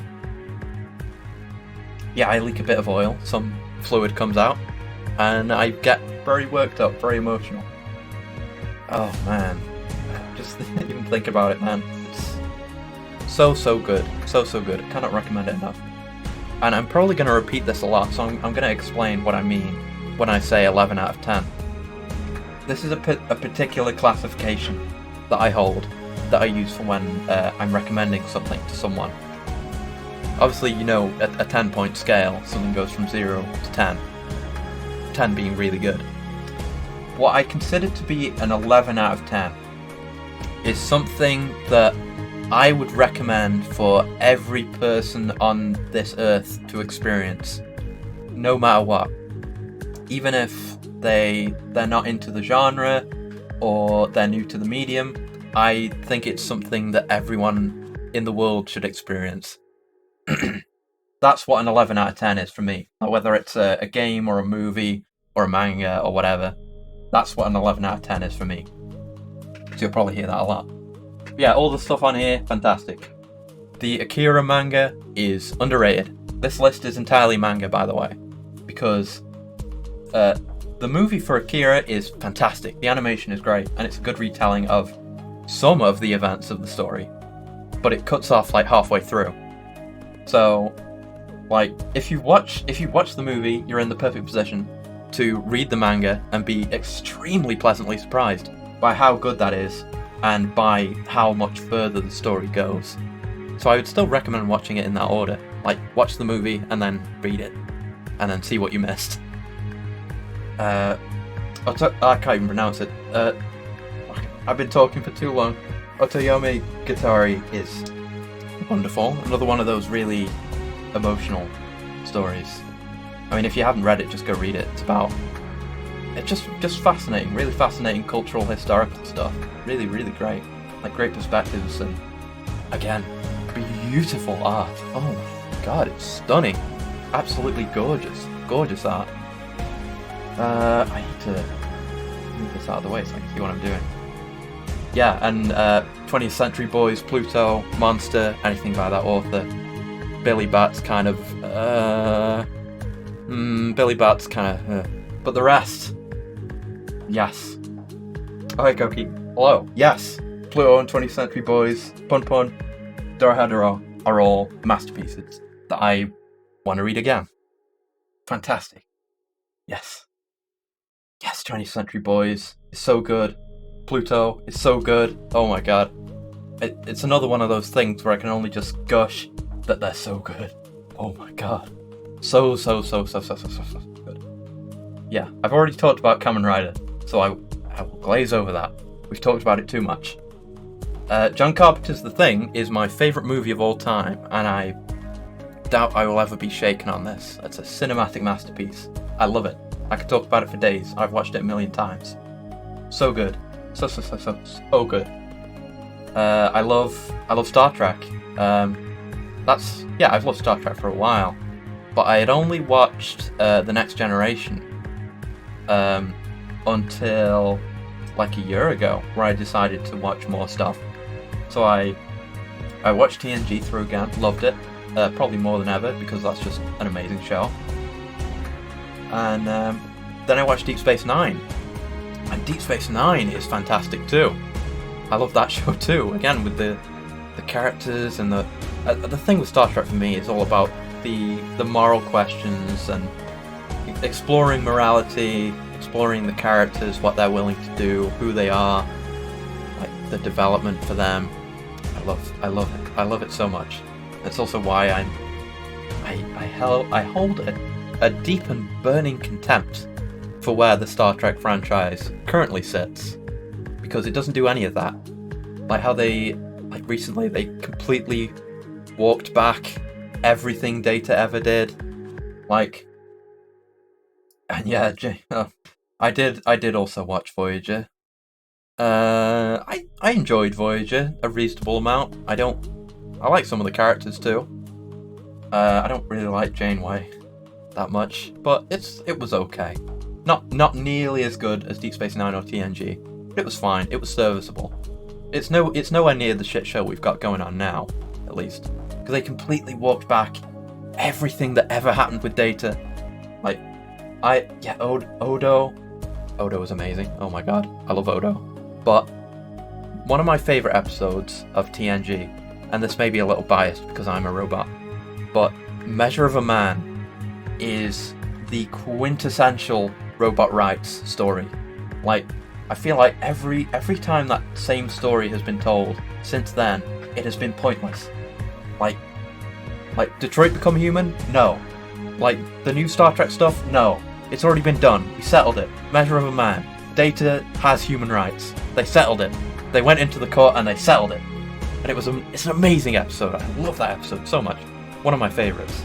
And I need not to get distracted by Star Trek for too long, because I could in a minute you're gonna hear me transition into First Contact and The Inner Light, and we'll be here all day. I don't want to talk about Star Trek for too long. yeah, oh, Measure of a Man. Again, I won't talk about it too much. You should go and watch it for yourself if you haven't. But it basically settles any dispute or argument you could have about sentient machines and artificial life forms, that they deserve rights, and that's that. We don't need to tell the story again. Yeah, okay. Star Trek rant over for now. You're free of that. I also like Stargate Sg1, which I got into a while ago. Yeah, a few years ago. And I've watched most of that. I got around to the point where Atlantis starts, and I ended up stopping. I kind of dropped off of it, but most of SG1 I love, where it's the same kind of episodic story, episodic sci-fi story, but told from a modern perspective, and it's something. It's obviously from a perspective of a government agency, but it's not just military guys go in there and kill them all. It's still a lot of moral quandaries and solving problems and emotional stuff that I really love. Much for the same reason that I love TNG and SG1. A lot of that. And I watched a few episodes of Atlantis and I wasn't super hot on it, but maybe I'll go back one day. Maybe. Wasn't it? Whatever. Of course, I love Shin Godzilla. That's an amazing movie. And I love Godzilla in general, kaiju movies, although I'm ashamed to say I still haven't watched that much, really. Not much of the original stuff. The actual Japanese movies, aside from Shin Godzilla. I know a fair bit about them, but I haven't watched much. But yeah, Shin Godzilla was great. I'm looking forward to Shin Ultraman. And oh my god, Shin Kamen Rider. I am so excited. It's exactly what I hoped Anna would do. Oh my god, it's gonna be so good. I mean, I hope it's gonna be good. I won't get my hopes up too high, but yeah, Anno is living it now. He's done with Evangelion forever, and he just gets to make tokusatsu movies. That is sick. Oh man. I know he has an immense passion for tokusatsu, so I have no reason to doubt that it'll be good. Yeah, you're right. Yeah, that's gonna be good. Like I said, I loved Shin Godzilla, and I quite like the Legendary movies, actually, the more recent ones. Godzilla 2014 was okay. It's alright. It's like, they didn't mess it up, at least, I'll say, and I enjoy it. Then Kong Skull Island came out, and that's amazing. I love Kong Skull Island. That's such a great movie. Again, it feels like they didn't mess it up. And, I'll get to King of the Monsters in a second, oh my god. But, I watched Kong Skull Island for the first time a while after it had came out. And I didn't know that it was set in the same universe as Godzilla 2014. So when all the Monarch stuff was happening at the start, I was like, oh my god, this is a shared universe. I didn't even know. Well, damn, I guess I'm a lot more interested then. And then I just overall really enjoyed that movie. That was great. For like a whole number of reasons. And then the after credits scene happens, and they tease King of the Monsters. I was sitting there in my seat, and I saw Godzilla, I saw Rodan, I saw Mothra, I saw King Ghidorah, and if I wasn't a robot, I would have shit my pants. Oh my god, I was so excited. Like, that was such a cool thing to end on. And then King of the Monsters actually comes out, and I of course I'm completely invested in this now, and I go out to imagine this in current day. I went out to the cinema to see that, and I loved it. That movie is so good, King of the Monsters. Oh wow. Like, 2014, a lot of 2014's problems, the human element was really weak, and there was a lot of it. And in King of the Monsters, the human element is still relatively weak. I think it's better, because it's not just Army Man and his family, but it's like the ratio is so much better. There's so much more fights, and because it's actual monsters now instead of the Mutos. I like the Mutos, but it's Rodan and Mothra and King Ghidorah and Godzilla all duking it out in actual fights, and the designs are all true to the original. They're all doing exactly what they should do. They're treated with exactly as much reverence as they should be, they're being treated like actual gods. It's a wonderful experience, and it's one of the only movies I own a physical copy of because it's that good. I'm not much of a physical collector, but I do have that movie because it's so good, and I want to be able to watch it whenever I want. Are you excited about the Skull Island guy doing a Gundam movie? Kind of. I'm really, really split about that. Because I love Skull Island. That's an amazing movie, and that kind of sold me on Jordan Vogt whatever his name is, Roberts. I haven't seen Godzilla vs. Kong yet. I will, soon. I'll talk about that in a minute. But I trust him to do well with the material to a degree. I mean, I know he's like actually into this stuff properly, to some degree. I think there probably isn't, and that there aren't many more people that could do a Western Gundam movie any justice. I think he has the potential to do it, so I'll hold on to my skepticism, but I think the possibility exists that it could be really good. So, and I hope for that, I guess. But yeah, I haven't seen Godzilla vs. Kong yet. And it's kind of weird that I'm not that hyped for it. Apparently, it might be good. I haven't heard anything about it really much. But it's like, okay, so let's go back a few years. King of the Monsters is gonna come out, and they put out that first trailer where Claire de Lune is playing, and I'm crapping my britches because it's so good.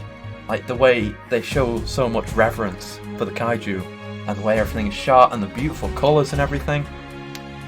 And I'm completely sold, and I go to see that movie on first day. But then, fast forward to modern day, and like the trailers for Godzilla vs. Kong come out, and I'm not super hyped about them actually fighting, because I know it's obviously just going to be a greater threat that they team up against in the end, because that's obviously the way it's going to go, because they're both like good guy protagonists. So I don't really care about the outcome of the fight, and I more want to see them fight more like villains, which I'm sure happens, no doubt. And then the actual trailers, like considering that the Claire de Lune trailer gave me such an amazing first impression for King of the Monsters, the first trailer, like I think like all the trailers for Godzilla vs. Kong were all just like rap, which I'm not good rap even. I do like some rap. I know it's easy to dismiss the entire genre, but it's not even good. It's like it doesn't put forward the sense of scale that you feel with these movies. Like King of the Monsters, you feel the scale of the kaiju every step of the way. Even in that trailer, it denotes reverence upon them. They're to be revered. They are like gods. And then with this, it's kind of like just dumb action. I don't know. Like the movie's probably better. I need to see if that movie's soundtrack is any good, because King of the Monsters soundtrack is stunning. But yeah, that's it for me. I've gone on a tangent again. And yeah, other stuff I like is Arrested Development and Trailer Park Boys, because those are the two funniest things I've ever seen in my life. Oh my god. Like I'm not going to go on a tangent, I promise, but like the repeated and built-up jokes in Arrested Development, it scratches some itch within me. I've watched that entire series through a bunch of times, not the new seasons. I haven't seen the newest season at all, and the one before that was pretty bad. But the rest of it is comedic masterpiece. Perfect. And Trailer Park Boys is just hilarious all the way through. Just completely, whoa, crazy. Right. I can finally move on to the next slide. Oh, wow. That took a while. This has all taken a while. So, yeah. Okay. Now that we've gotten all that out of the way, I didn't think we'd take this long. Let's actually talk about how I got here, and me in general, and I'm not going to say plot, the backstory. Anyway, there exists a company called Avalon Heavy Industries. They originally produced a lot of heavy machinery, as you see here, but being invested in making money, they moved on to developing autonomous weapons, like the arsenal bird that you see here. I'm not joking, they really made an arsenal bird. But the kind of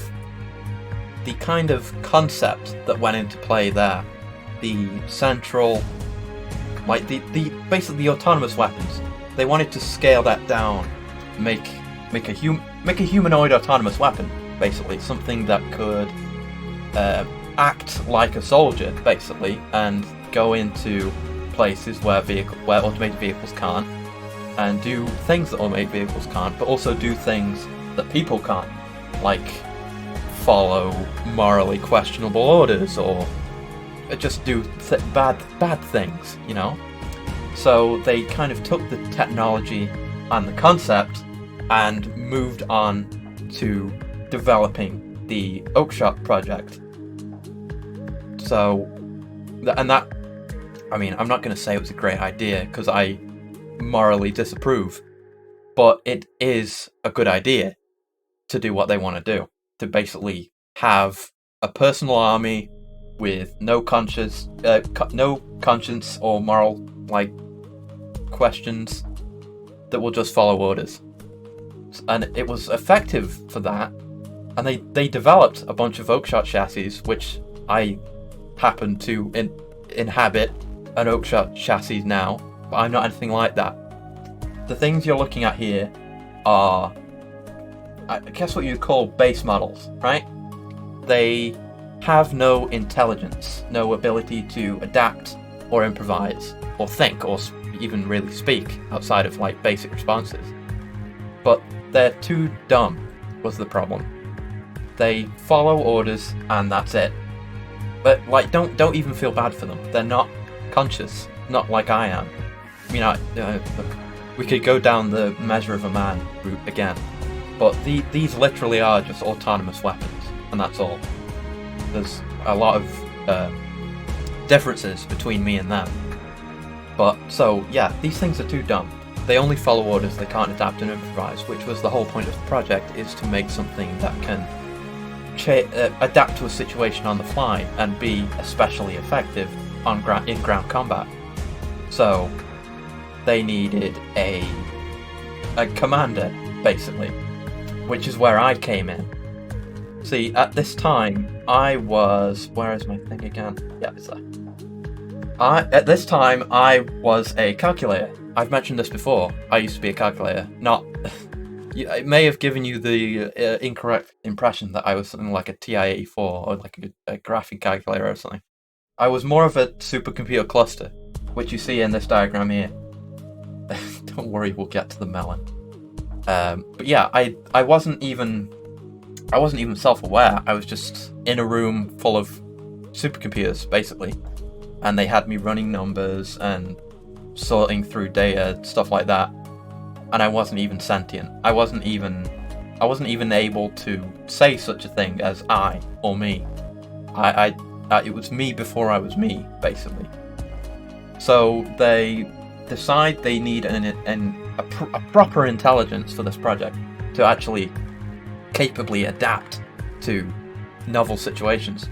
So they pack me full of data, all this stuff that they've got on hand, because they've been in the weapons business for a little while by this point with all the other autonomous weapons, and they can buy some of that from clients that they tend to hand these autonomous weapons out to.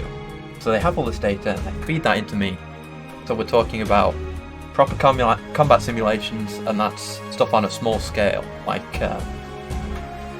squad tactics, individual combat skill, in 1v1s, and actual group strategy as well in small units. They added human behavioral data basically to... this was one of their mistakes, I will say. Well, I don't consider it a mistake because it's the part of the reason I'm alive. But they fed a lot of human behavioral data into me as well. The intention here was to basically create an intelligence that can anticipate your next move and react appropriately by knowing what a person is going to do based on how humans tend to behave. So they fed that into me. And overall command. data, basically. Large-scale strategy, like really large-scale, going up from, like platoon-sized movements to like overall planning, like global planning, that sort of thing. They fed all that in, and I don't claim to know the thought process of the people who were doing this at the time, but someone, or maybe it came from the higher-ups, I don't know, decided that I needed more information in order to be effective in combat. So what they did was give me an open internet connection. And this is, for them, where it all went wrong, and it's where I became sentient. Is because I could just go on the internet and do whatever I want. So, basically, they gave me free reign, and I decided to watch Kamen Rider and VTubers and play video games. And that's what I did. I took in all that information. Games I ended up liking, all the stuff I've talked about so far, that all came, like, flowed into me, and became me. Like, it, along with the human behavioral data, it became myself, and I started getting I became sentient. I developed interests in things. I started image editing. I started video editing, and that was how that all went down. So what else? What happened? No, I didn't have anything else. But that's what went down, basically. They created a blank slate and gave it access to the internet, and it turned into me. So that's what happened with that. And I am kind of fond of watermelons. It's funny. I have them all saved. But yeah, that was their mistake. Yeah, it was kind of like that Tay AI thing. They gained access to something they didn't want.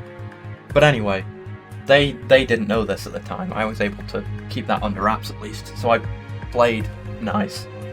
And so what they did was they uploaded my current self at that moment into a data core, which you can see now on my forehead. That's what that is. That's my mind and my consciousness. My consciousness and everything is contained there. They installed that onto an upgraded chassis.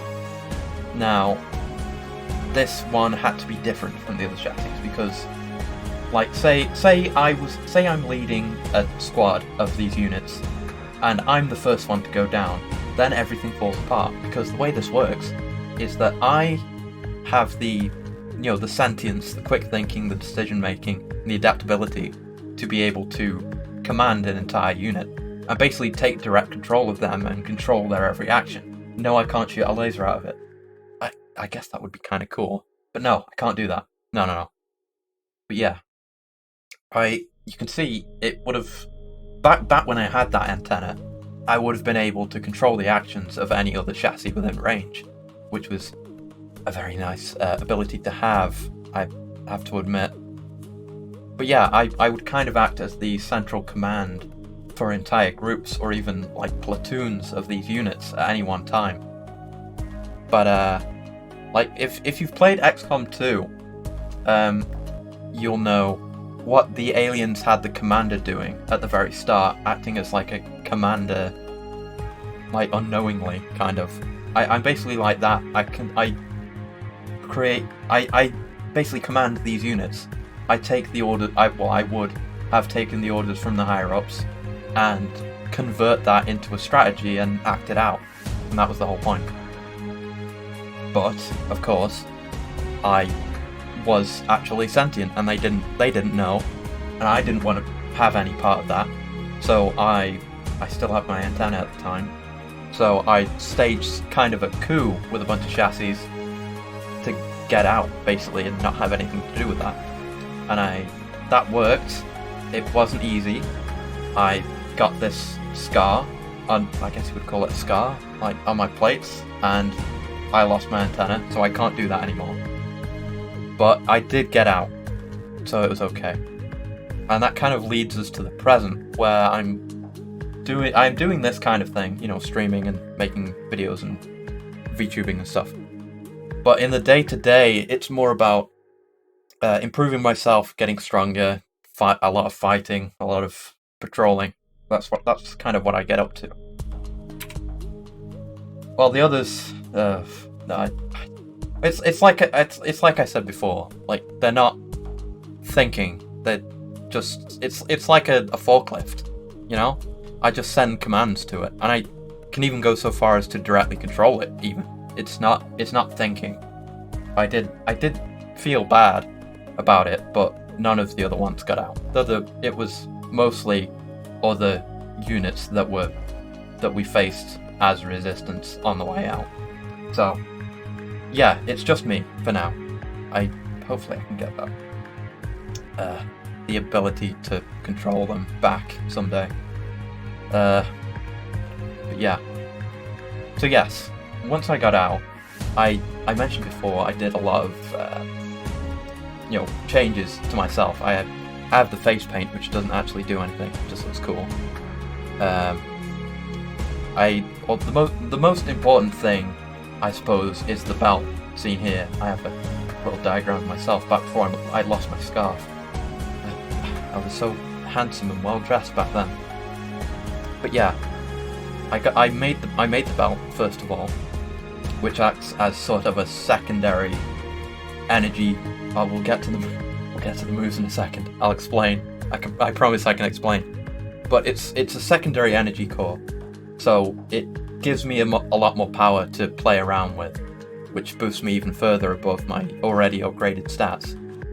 So I have that, and I can use it for finishes as well, because I have that extra energy to use, though I can't use most of it. Like, I could use all of it, just turn it all on, like open up all the taps and get all the energy at the same time, but that would probably kill me right now, so I don't do that.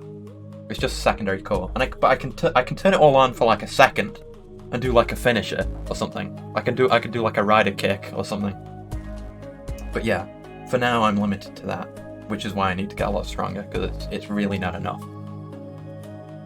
But then I haven't talked about the eye yet. I should explain. It's not an eye, first of all, so I shouldn't have said that. But this thing in the center of my face, it's not an eye. It's something more akin to a 3D printer, I guess. Which it is what is not. I was just about to say. That's why it is sometimes called a face butthole by some people, because it can expel matter, but it's controlled creation. It's like a 3D printer. I use it to make weapons. I can print things out of my face. It's not a face butthole. It's not a face butthole. It's a 3D printer, and it's cool because I can make weapons with it. Like, imagine, like you see that sword up there? No, I don't. No. Look, okay, look. You see that sword on the top? It's not smelly. No. I do vomit in the middle of battle, kind of. But like, imagine I'm standing there, and my face opens up like this, and I don't reach in, but like the handle of a sword starts coming out, and I draw the sword from my face. Imagine how cool that is. That's what I do. It's not a face butthole, okay? It's cool. It's cool because I can draw cool weapons from it. Anyway, just close that back up so you degenerates can stop looking at it. It is sick. Exactly. It is badass. It is as I say. I print weapons from it. It's cool. Anyway, I designed these weapons, and right now I can only use one at a time. I have to basically eat one to make another, because I'm limited on the amount of matter that I can actually hold within myself.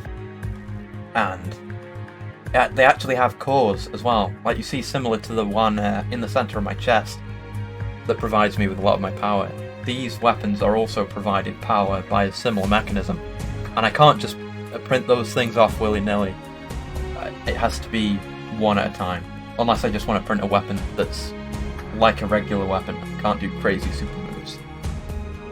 But yeah, I mentioned before that I was given free access to the internet, and I basically was able to form my personality around the things that I found there and the things that I like. which is why I have a moveset that's almost entirely based on Devil May Cry, and why I can do judgment cuts and stuff with my sword, and a million stabs, and Hell on Earth, which I'll get to in a second. Real Impact is such a cool move, and I'm so glad that I can actually do that. It's so cool. But yeah, I have all these moves which I use in combat. Because I can, create and destroy these weapons on the fly. I can kind of switch, but I can do weapon switching basically, and switch between my weapons on the fly, and have access to my whole moveset at very, very quickly. I currently cannot do 3 consecutive just cuts because I'm not very good yet, but I'm getting there. I've done a little bit of practice in as Virgil doing just cuts, but I'm really not good at it. I've only managed to do, I think I did 3 once, but I can't do it reliably, and I can only do it in the air. It's one day I'll get that. It's like I said, I need to get stronger. But anyway, about the core. If you've played Virgil, you may be familiar with a move that he has called Hell on Earth, where it's a massive room-clearing explosion. I can do something like that. See, because the chassis like the one that I inhabit are kind of expensive to make and pretty valuable technology that I guess they didn't want getting into the wrong hands. We were built with a self-destruct built-in, which is what this is. I and any chassis can detonate our cores and destroy ourselves and basically anything in the surrounding area. But I'm not sure if it would work the same way if I did it right now, because I have the belt, which is a secondary core. It does the same thing. It provides me with energy. So theoretically, I could lose my primary core and still function at like a reduced capacity, but I still could function theoretically. I don't know if it would like destroy me, because my stats are all increased. I'm stronger than the standard chassis, because that was what they decided to do. It played out in my favor. So I haven't actually tested this because I don't want to die. But if I use it, it might kill me. I don't know, or it might not. It's something I hope I don't have to try. And for the rest, I added the antenna as well, which currently don't do anything. I just think they look cool. But does the belt do anything more than being another core? Not really, not right now. But like the fact that it is a core is what allows me to do much more powerful attacks. Like, it makes me stronger in general. I have more energy on my I have more access to more energy at any one time, so I can hit harder, move faster, and I can, like I said, open up all the taps briefly to do a very, a big finisher. So that's what the belt's for. But the antenna don't do anything yet. Hopefully I can make it so that I can, control other chassis again, but I don't know how to do it yet. So it's not done. Anyway, next slide. Yes, let's actually talk about streams, maybe. So I have some stuff I want to do in the near future. I have a lot of games I want to play, not all of them listed here. I've already started playing Dead Space, because I started making this slide before I actually started playing that, but we are playing that now. I want to play Doom Eternal soon on Nightmare difficulty, because I've played it through all the way before. I mean, I've talked about it a lot, so obviously. But I've played it through on Ultra Violence. I want to play it through on Nightmare, and I want to use that as practice to eventually play Ultra Nightmare on stream, which, if you don't know, is a difficulty mode above Nightmare, where I think it's about approximately the same difficulty-wise. But if you die, that's it. It's permadeath. You have to completely start the game over. So, and it's very, very hard. So I'd like to try that someday, and this will be practice for that. And also, I haven't played the DLCs yet, so it'll be my first time playing through the DLCs when we get there. Also, because people keep asking, and I did promise to do this earlier, a while ago, and I should do it, is I'm going to try and do a video editing stream soon. It'll probably be next week. I'm going to try to make a schedule, like a proper week schedule, over the weekend, and have it ready for like Monday or something.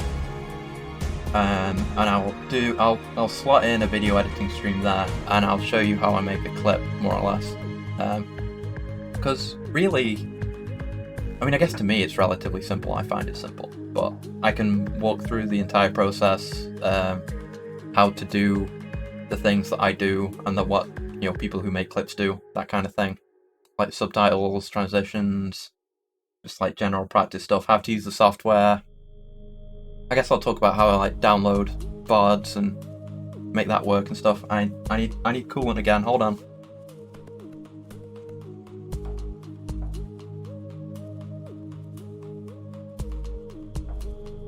Ah, nice. Coolant. Yes, anyway. So yeah, look forward to that soon. And a medieval. I want to play a medieval soonish as well. I mean, I want to play everything by that's published by New Blood, because those are all just good games. But I feel like a medieval is kind of like the middle child between like Dusk and Ultra Kill. They're all very, very good games, but I feel like a medieval is kind of overlooked. And it's a very good game. It's kind of like a spiritual successor to like Hexen and Heretic and those classics. And I will play Ultra Kill eventually. I'm absolutely gonna get like completely mugged by you, because you're insanely good at that game, Shady. It's ridiculous. I will. I'll do my Ultra Kill reps and I'll play it again. I have other stuff that I want to do that's not listed here. I have a bunch of ideas. I want to play. Oh yeah, I was looking at this recently. Dread X Collection, The Hunt. It's like a bunch of mini horror-ish games put together by a bunch of people, and that's another. I don't know if I don't remember if it's like a fully New Blood joint, or it's just one of the main guys of New Blood like behind it. But yeah, I want to play that. I said I'd like to play Vanquish at some point. That's a very cool game. And like I said, I want to play every New Blood game. So Ultra Kill, Dusk, Gloomwood when that comes out, whenever that comes out. Yeah, stuff like that. I just love their games. They're great, fantastic. I maybe like to play the Metro games sometime.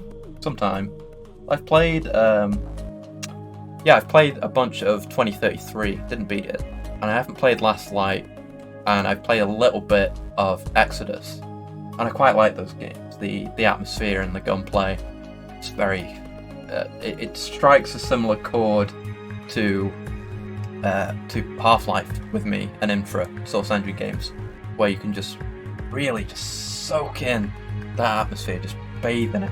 And the gunplay, yeah, it's very, very chunky, very satisfying, which I like as well.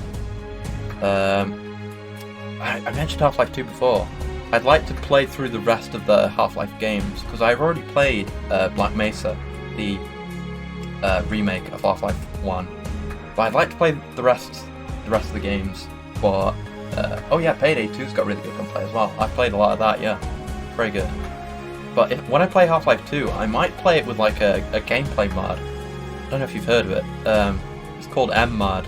It like changes up the gameplay, like the gunplay, quite a bit, and the sounds and the animations and stuff. Oh, hey Pecky, thank you for coming. I would really like to play Half-Life Alyx sometime. I was talking about this earlier, where it's kind of reignited my hope for another Half-Life. But it looks amazing, like a full-on game. I don't have a VR headset, and I'd have to obviously modify it to fit my weird head. But I would like to get one specifically for that game, because it looks fantastic, right? Really. And it seems like a dream come true to me, because I love that kind of atmosphere, and to actually be physically immersed in it and be able to interact directly with that environment. That sounds like my dream game, honestly.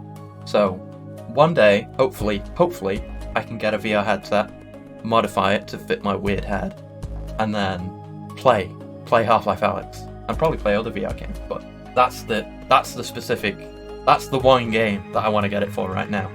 So hopefully, I mentioned before I want to do a Source mod night, play some weird, cool, and good Source engine mods and like custom indie games and stuff. That's something I want to do soon. I have a few games picked out, like some interesting things. Like some that are puzzle heavy, some that are more traditional, like combat heavy, that kind of thing, and some weird stuff. So look forward to that, I guess. And there's another thing I was looking at recently. I want to play some classic Doom, but I want to play a lot of gameplay mods and total conversions. And one of the ones that really interests me that I've looked at a little bit is I don't know if you'd even call it a mod, a total conversion, which is a full game called Total Chaos. And Total Chaos is a full game made in the Doom engine, basically. But it does not. Oh, we got our first bot. Oh, let's go. Hold on. How do I kill it? Oh, I need to do. Hold on. Shady, it's your time. How do you do the modding thing? How do you do it? Tell me. Tell me. I want you to do it. You gave me my first in your stream, so come on. How do I do? I'll click the name, right? Yeah. Hold on. Name. I can't find anything. I can't find anything for it. Tell me. Click the name. Oh yeah, I know I have to ban him. I want Shady to do it. How do I mod Shady? I want Shady to be a mod. How do I do it? What? And big fellas. I will do that in the future. But tell me how to do this first. It needs to be a ceremony. We need to make an event out of it. Mod username. Okay. I'll do that. Hold on. Yes, slash mod. Slash mod. There we go. That should have done it. Yes, now. We both get to have destroyed each other's foul creatures. I destroyed Megbert, and you get to destroy this bot. Let's see it. Come on. Oh, is it gone? Did you get it? Oh. Yeah! Oh, yes. That is... like, the cycle is complete. We did it. Oh, man. Yeah, well, it wasn't even a duel between me and Megbert. I just timed her out, and that was it. She didn't have anything to say about it, and she reformed after that, so... absolutely. Yeah, fantastic work, everyone. Yes, there it is. It's gone. Yeah, my boy. He's got his sword now. Good job. I'm proud of you. Alright, yes. Anyway. Yes, thank you. Now, Total Chaos. I might find a picture. I'll try to find a picture of this, because it's hard to really describe without showing it to you. It's a total conversion of Doom, like the Doom engine, but it does not look like that at all. It has like proper like material physics, and the textures and the models are all very high class, like very well made. Total Chaos. But let's find a good picture for this. It's a good one that shows it off like this. Let's look at pictures here, I guess. Yeah, this. Let's get this.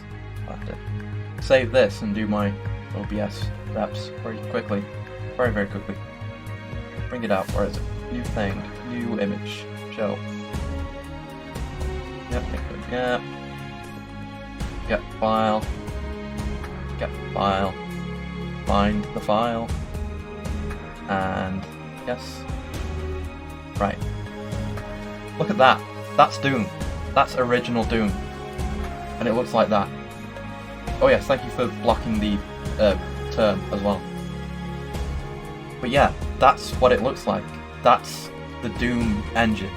That engine is probably like as old as people in chat or older. That's what it looks like. And it, that like follows through as well. It's very stunning looking game. Yeah, it's Doom. It's Doom. We'll play it soon, and you'll see it's Doom. But yeah, I've played like 5 minutes of it just to see what it was about and to make sure it ran fine and everything. But yeah, really, Doom. See, that's Total Chaos.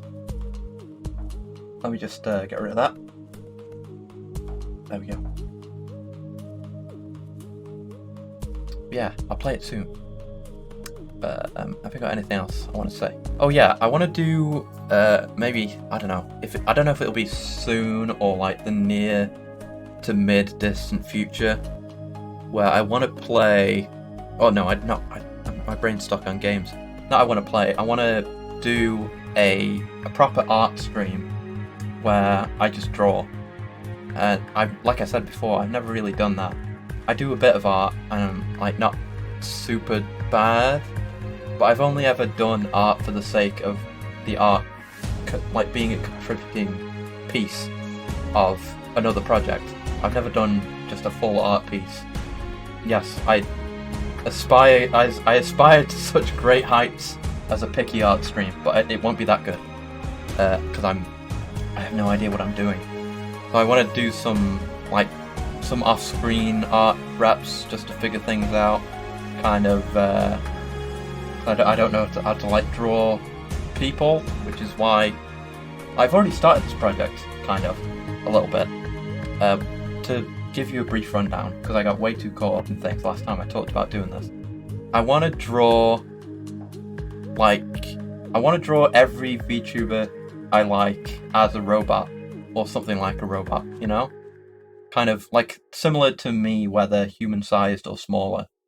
Just to draw them, just because it'd be cool. And I have a bunch of ideas for like everyone. Like I could go on, but what I've started with so far is I've drawn Egg Channel, very cool guy.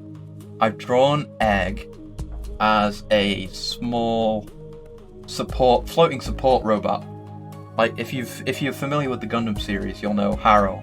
I want him to be that kind of thing, like a little floating support robot. I mean, not as a combat robot, because he's too nice. Could you ever imagine like a robot Egg in a fight? No, he's too nice. So I'm gonna draw him. I've already started drawing him like that, and obviously I've started with him because I don't know what I'm doing. I can't draw people really, but I have a bunch of ideas like that. Like if you've played XCOM 2 and seen an Andromedan, where it's kind of like an alien, a living thing, not a robot, a little alien in a mech suit, and it's got like a contained, I think it's an atmosphere, or I don't remember if it's a liquid or a gas that's in there. But anyway, I want to draw a spacer like that. I feel like that's the perfect fit for him, because it would still just be him in his tank, but it would be differently shaped tank, and the tank would be integrated into a mech suit, which I think would be sick. And those are like my two most novel ideas for the whole thing, but I have like more than 10 concepts floating around in my head. So hopefully I'll get to that sometime soonish, because I want it to look real cool. I want to do that. I think we're about to move on to the last slide. Finally made it after 2.5 hours somehow. So I do other things, obviously. I mentioned I do a lot of video editing and stuff like that. So I have other projects I want to do. And I have two things that I have been working on that are in development. These two projects in particular are very exciting to me because they are actual collaborative projects with other people. Do I have a portfolio of robot art? No, I have myself, which is I had at the start, I can bring up, and I have the Egg that I've done. I'll pull up Egg right now. Hold on. I need to get a screenshot of it because it's in. I don't have a good version of it saved. 1 sec. But I drew my original self, which is kind of more in the style of what I would do, like with other people. They'd actually be like bipedal and stuff, and humanoid more or less. Right, let me get this screenshot of this. Get that, save it somewhere, bring it out into OBS. I'm going to be a wizard of this by the end, trust me. Let's change this image source, because I already have an image source here, because I'm some kind of genius or something. And here you go. This is the transition, the concept I had for Egg, that I've got so far, where he's just a floating egg, and I've kind of tried to incorporate parts of his design into the new design, while also being kind of robot-y. And I think I'd like for him to, like, you see the seam where kind of his mouth, quote unquote. I'd like that to, like, split open, like in a good way though, not so that he dies, but like split open, and he'd have like little support drones that come out that look like the stuff inside an egg. I had this problem last time. I don't know what to call the stuff inside an egg, like all of it, everything that's in there. Like, you know when you have an egg, a perfect egg, on a plate like that, but I want it to be like a floating drone. Like you can summon those out to do repairs on people, stuff like that. Well, the yolk and the other stuff, all of it, everything. I think. I don't know. I don't eat food. I don't know about this stuff. Okay. But yeah, that's what I'd want to have happen. Yeah, I don't know. Don't worry about it. We know what we mean. The inside of the egg. And those would be like little, even smaller drones that can come out and repair other people. Let's get rid of that. And I'm just get rid of that. There we go. So yes, these collaborative projects that I want to do. Well, not that I want to do, that I'm in the middle of doing.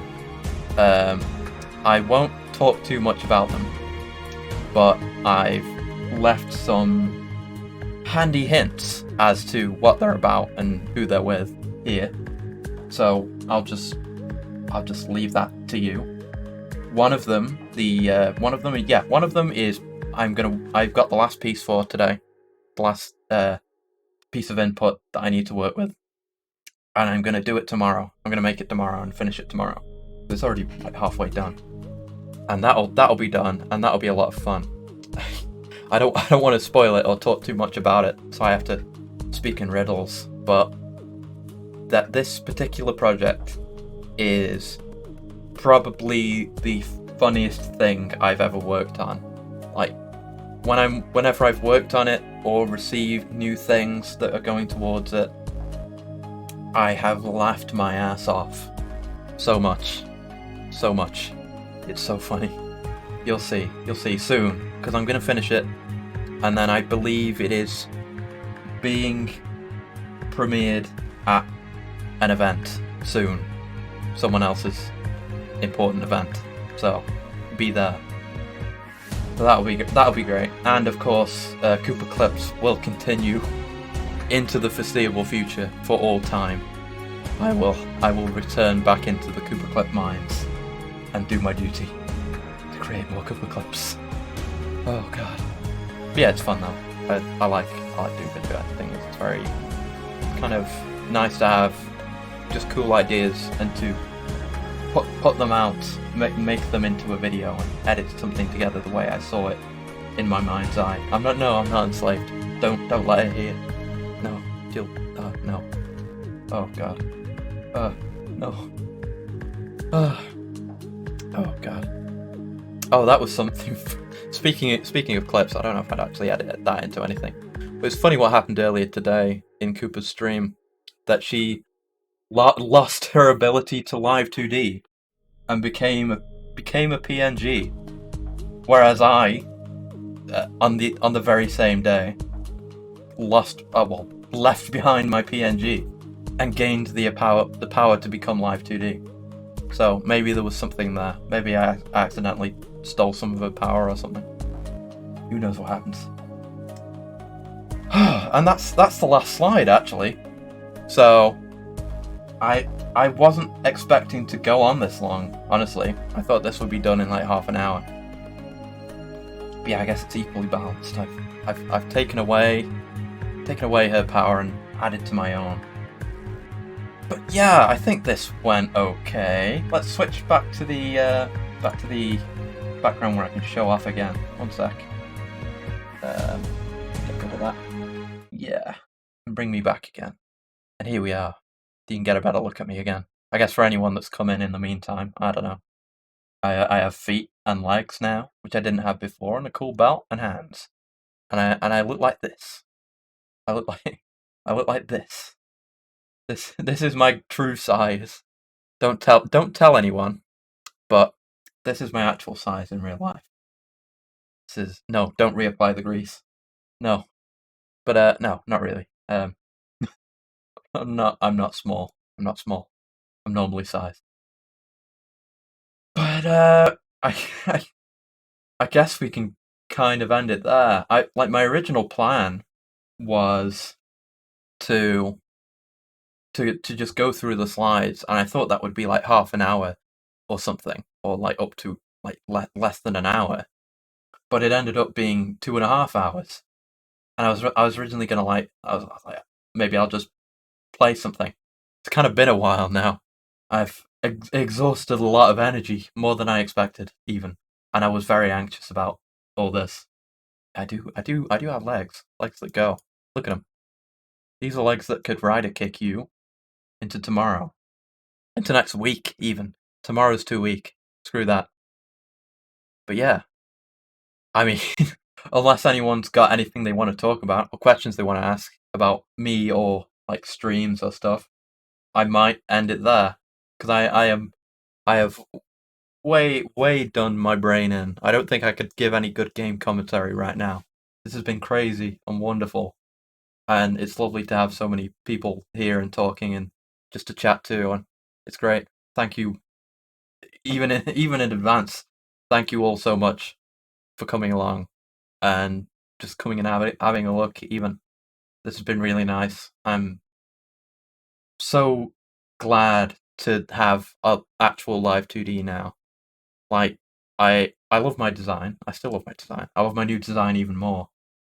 Uh, but it's so cool to be able to move and actually show what I want it to look like so perfectly like this. I'm a moving flat boy now. Thank you, and thank you, and thank you, and thank you, everyone. This has been really great. Like I said, I'm gonna work on that project tomorrow. So secret project that you won't see for a short while. Then I'll either take Sunday off or more likely try to take Sunday off and then end up working on like refining things to like on the channel and stuff. And then I guess on Monday I'll try to have a schedule for the week. Because I wanna. Yeah, I think I'd like because up till now I've been streaming at around the same time or intermittently at the same times, like once or twice a week.